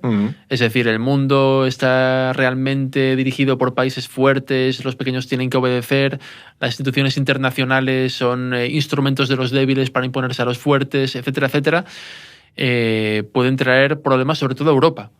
Lo decía el antiguo jefe de inteligencia del Reino Unido, decía, estamos entrando en un mundo nuevo, que en realidad es el mundo antiguo, ¿no? Decimonónico, y el pase para este mundo nuevo no es el soft power, es el hard power. Entonces las becas Erasmus y la ayuda al desarrollo y todo eso está muy bien, pero aquí lo que hay que hacer es invertir en defensa y Europa se tiene que poner las pilas, porque es verdad que Europa también ha vivido un poco de la protección militar estadounidense. Y esto es otro punto. Los estadounidenses, si quitan su protección militar de Europa, van a añadir a la gobernanza europea un factor muy sensible, que es el de la seguridad. Porque si tú no te tienes que encargar de la seguridad, pues bueno, inviertes en trenes de alta velocidad, te llevas bien con los vecinos, todo bien. Pero en cuanto Francia empiece a invertir un poco más en defensa y Alemania lo vea de reojo y diga, uy, yo también, y empiecen a formarse dinámicas de seguridad entre los estados, porque siempre hablamos de la Unión Europea como un continente unido, hay que invertir en defensa, en un fondo común. Está genial, ojalá sea el caso. Pero como los países empiecen a tirar cada uno por su lado, volveremos a la Europa tradicional, que no es la Unión Europea, ¿no? Y luego otro punto con Donald Trump, lo tocamos antes de forma superficial, es sus ambiciones territoriales en el continente americano, que también es doctrina de Monroe, de quitarse, bueno, mantener distancias con Europa y centrarse en el hemisferio occidental. Olvidarse completamente de los asuntos europeos. De hecho, para la doctrina Monroe, Europa es problemática, es una fuente constante de problemas y que arrastra a Estados Unidos y dice, paso de vosotros, me giro hacia Asia, que es la vuelta al siglo XIX. Claro. Y las extraordinarias amenazas hacia Canadá, que están día tras día tras día. Y en Canadá se lo están tomando con muchísima seriedad. Este tema ha seguido, claro, es que sí, me había olvidado. Él sigue. Ayer, hace unos días, Eso es. Muy bien. Hubo una reunión de gobernadores en Estados Unidos. Y Donald Trump invitó a Trudeau a Justin Trudeau a acudir, porque le llama gobernador Trudeau. Y esto, claro, mucha gente dice, jaja, jiji, es un troleo, qué bromista Donald Trump. En Canadá se lo están tomando con una seriedad. Sí, pero broma, la verdad asoma, ¿no? Que de izquierda a derecha. Y Trudeau dijo a micro abierto, sin que él se diera cuenta, dijo, Donald Trump va en serio, quiere nuestros recursos. Esto no es una broma. Y si escuchamos a Pierre Poilievre, que es el líder de la oposición en Canadá, el candidato conservador, tiene un programa, Canada First, que tiene todas las de ganar en siguientes elecciones. Tiene o tenía, porque esto de Donald Trump le ha venido mal. Porque él estaba un poco alineado con el tema anti-woke, tal y cual, y ahora tiene que revertirlo. Y ahora tiene que encontrar la vía canadiense. Tiene ese problema. Sí, ser un vasallo de Estados Unidos, en ese sentido. Claro. Y los expertos canadienses en seguridad dicen, nosotros llevamos años centrados en Rusia y China. Dice, ahora nos centramos en Estados Unidos. Y en la posibilidad, no de que lance una invasión a la rusa, de Ucrania, sino una guerra económica. Y que coloque aranceles, y luego suba los aranceles, y luego coloque sanciones, y luego nos embargue. El 70% de lo que exporta Canadá va a Estados Unidos. Son dos países totalmente... Es el primer socio comercial, junto con México. Son países interconectados. Por la cintura, ¿no? Y la frontera creo que es compartida más larga del mundo. Sí, la desmilitarizada más larga del mundo. Y son muy vulnerables y están preocupados. Y el otro día también otro experto en seguridad le decían, bueno, usted, un canadiense, ¿usted cree que Donald Trump va a anexionarse Canadá? Y él decía, mira, las anexiones territoriales son el trabajo de un Estado. Hace falta un Estado fuerte. ¿Usted cree que Donald Trump está ampliando y fortaleciendo el Estado? No, lo está desmantelando. Y dice, Canadá no se tiene que preparar para la potencial anexión por parte de Estados Unidos. Canadá se tiene que preparar para el colapso de Estados Unidos. Ostras. Madre mía. Yo puedo responder a la pregunta y cerrar. A mí me parece que, aparte de recuperar ese espíritu decimonónico del siglo XIX y esa forma de hacer las cosas y decir adiós al orden liberal que llevamos bastante tiempo diciendo que es un enfermo terminal, bueno, pues igual ahora estamos viendo pues sus últimos alientos, ¿no? Tú has escrito 2 artículos en esta casa. Sí, al respecto. Y creo que sí que... ¿Es esto el fin de la hegemonía estadounidense? No, pero sí que es el fin de la hegemonía o de la posición de Estados Unidos en el mundo tal y como la pensamos desde hace décadas, ¿no? Como ese garante de ese orden liberal, mayor defensor de sus ideas, con todos los matices y todas las argumentaciones en contra que podamos tener, que hay muchas. Y es para mí un regreso a una visión imperialista, de los grandes se sientan a la mesa y los pequeños acatan. Y creo que, bueno, pues hay contrapesos a ese modelo, pero es muy preocupante. Y creo que Trump está haciendo mucho por instaurarlo y por acelerarlo. Y me parece una deriva que tendremos que vigilar muy cerca y tomar decisiones al respecto, pues bueno, para crear... mantener, por ejemplo, a nivel europeo me parece que es muy interesante esa idea de los estados europeos no pueden ir cada uno por su lado. Tendremos que ponernos de acuerdo y proteger nuestro foco de multilateralismo pues allá donde lo tengamos, y en otras regiones del mundo pues seguramente tengan que tomar decisiones parecidas dentro de las capacidades que tienen, ¿no? Entonces sí, creo que el siglo XIX empieza a parecerse mucho el siglo XXI empieza a parecerse al siglo XIX y eso es un problema. Sí, además ya pronto hablaremos de Groenlandia. Sí.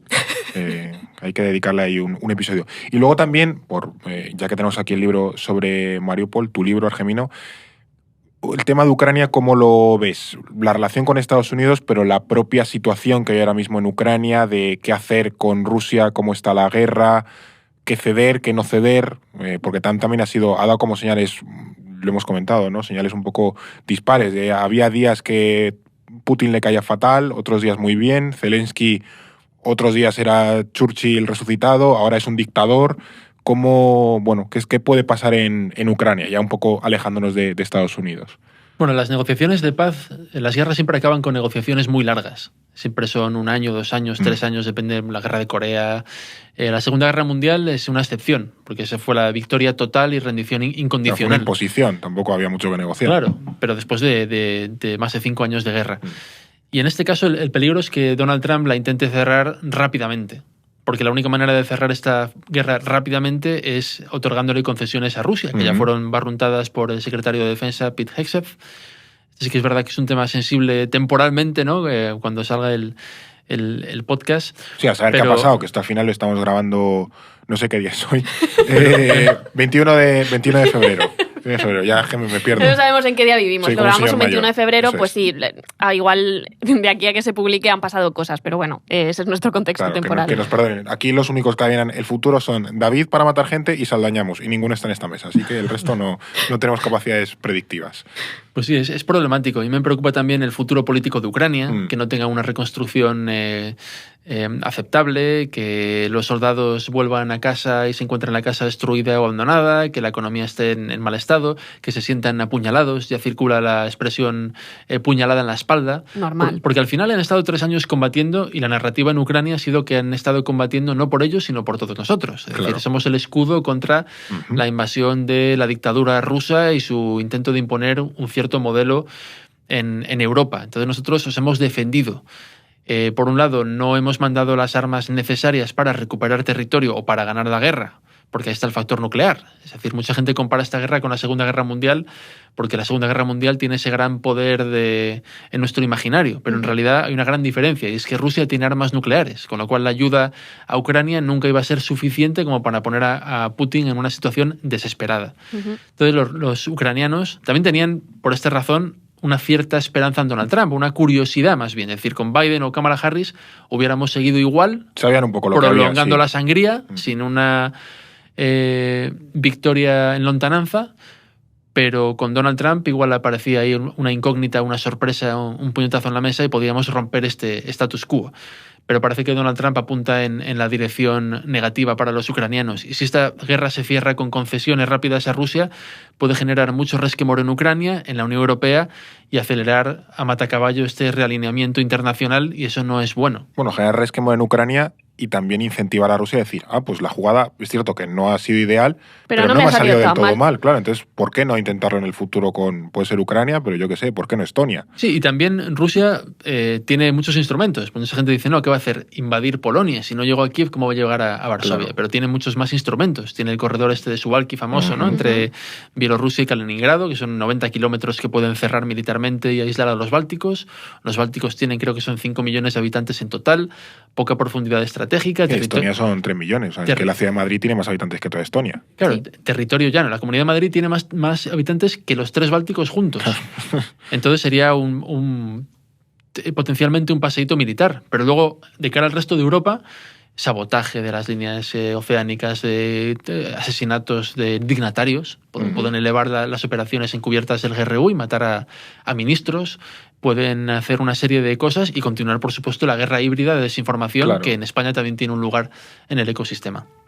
Bueno, pues es un poco el percal que tenemos hoy en Europa. Bueno, este ha sido el trabajo que nos ha tocado en esta época. Estos son los tiempos que nos ha tocado vivir. Eso es. Es un poco lo que nos da trabajo. Que mejor para estas cosas una época movida siempre es mejor que una época tranquila. Pero bueno, sí es cierto que Estados Unidos, Europa, Ucrania, por supuesto, pues viven, son hijos de su tiempo en el sentido de pues mayores convulsiones geopolíticas, mayor inseguridad, etcétera, etcétera. Pero ya digo, es lo que nos toca analizar y vislumbrar siempre desde un punto de vista, no digo optimista, pero bueno, intentando dar un poco el contrapeso que parece que el mundo se va a acabar siempre, y no, en este podcast. Y que conocer y hablar felices de las cosas, aunque sean oscuras y preocupantes, pues siempre es mejor que ignorarlas y no entenderlas, porque al final también comprender la realidad y el contexto que te rodea te da también poder y te da también calma hasta cierto punto, ¿no? Si no o manejas mejor el estrés, por lo menos. Si no, la gente se raya en su casa y se vuelve muy, muy pesimista y muy ceniza. Pues nada, muchísimas gracias, Alba, por contarnos todo esto y acompañarnos hoy. Gracias a vosotros. Y a ti también, y sobre todo, Argemino Barro, muchas gracias por contarnos un montón de detalles de Estados Unidos que creo que en España no llegan con tanta precisión y nos quedamos a menudo un poco en la brocha gorda. No, a vosotros un placer por tenerme aquí, ha sido fenomenal. Muchas gracias. Y a ti que nos escuchas, recuerda que está el libro de Argemino, que es Mariupol, la última batalla sobre el asedio de esta ciudad en Ucrania, que lo estás presentando estos días. O sea, has venido un poco para eso. Sí, ya lo presenté el viernes 21 de febrero. Bueno. Volviendo atrás en el tiempo, tengo 3 presentaciones y vale. Algunas entrevistas. Pues nada, ahí queda el libro, siempre recomendable. Gracias a ti que nos has escuchado pues en Spotify, que ahora nos ves, aunque con calidad un poco deficiente por culpa de Eduardo. que nos ves en YouTube, que nos escuchas en iVoox, en Amazon y en Apple. Recuerda también, si quieres suscribirte, código podcast para la libretilla y la suscripción. Y apúntese 19 de marzo como fecha clave, fundamental, si quieres vernos la carita en ese directo que haremos en el ICEX, ahí al lado de las Torres de Chamartín. Y hasta aquí el episodio de hoy. Un placer como siempre y nos vemos en próximos episodios de No es el fin del mundo. No es el fin del mundo, el podcast semanal del orden mundial. Producido por The Voice Village. Dirección Eduardo Saldaña. Conducido por Fernando Arancón y guión de David Gómez y Alba Leiva. Producción ejecutiva Ricardo Villa. Diseño de sonido y sintonía original Pablo de Diego.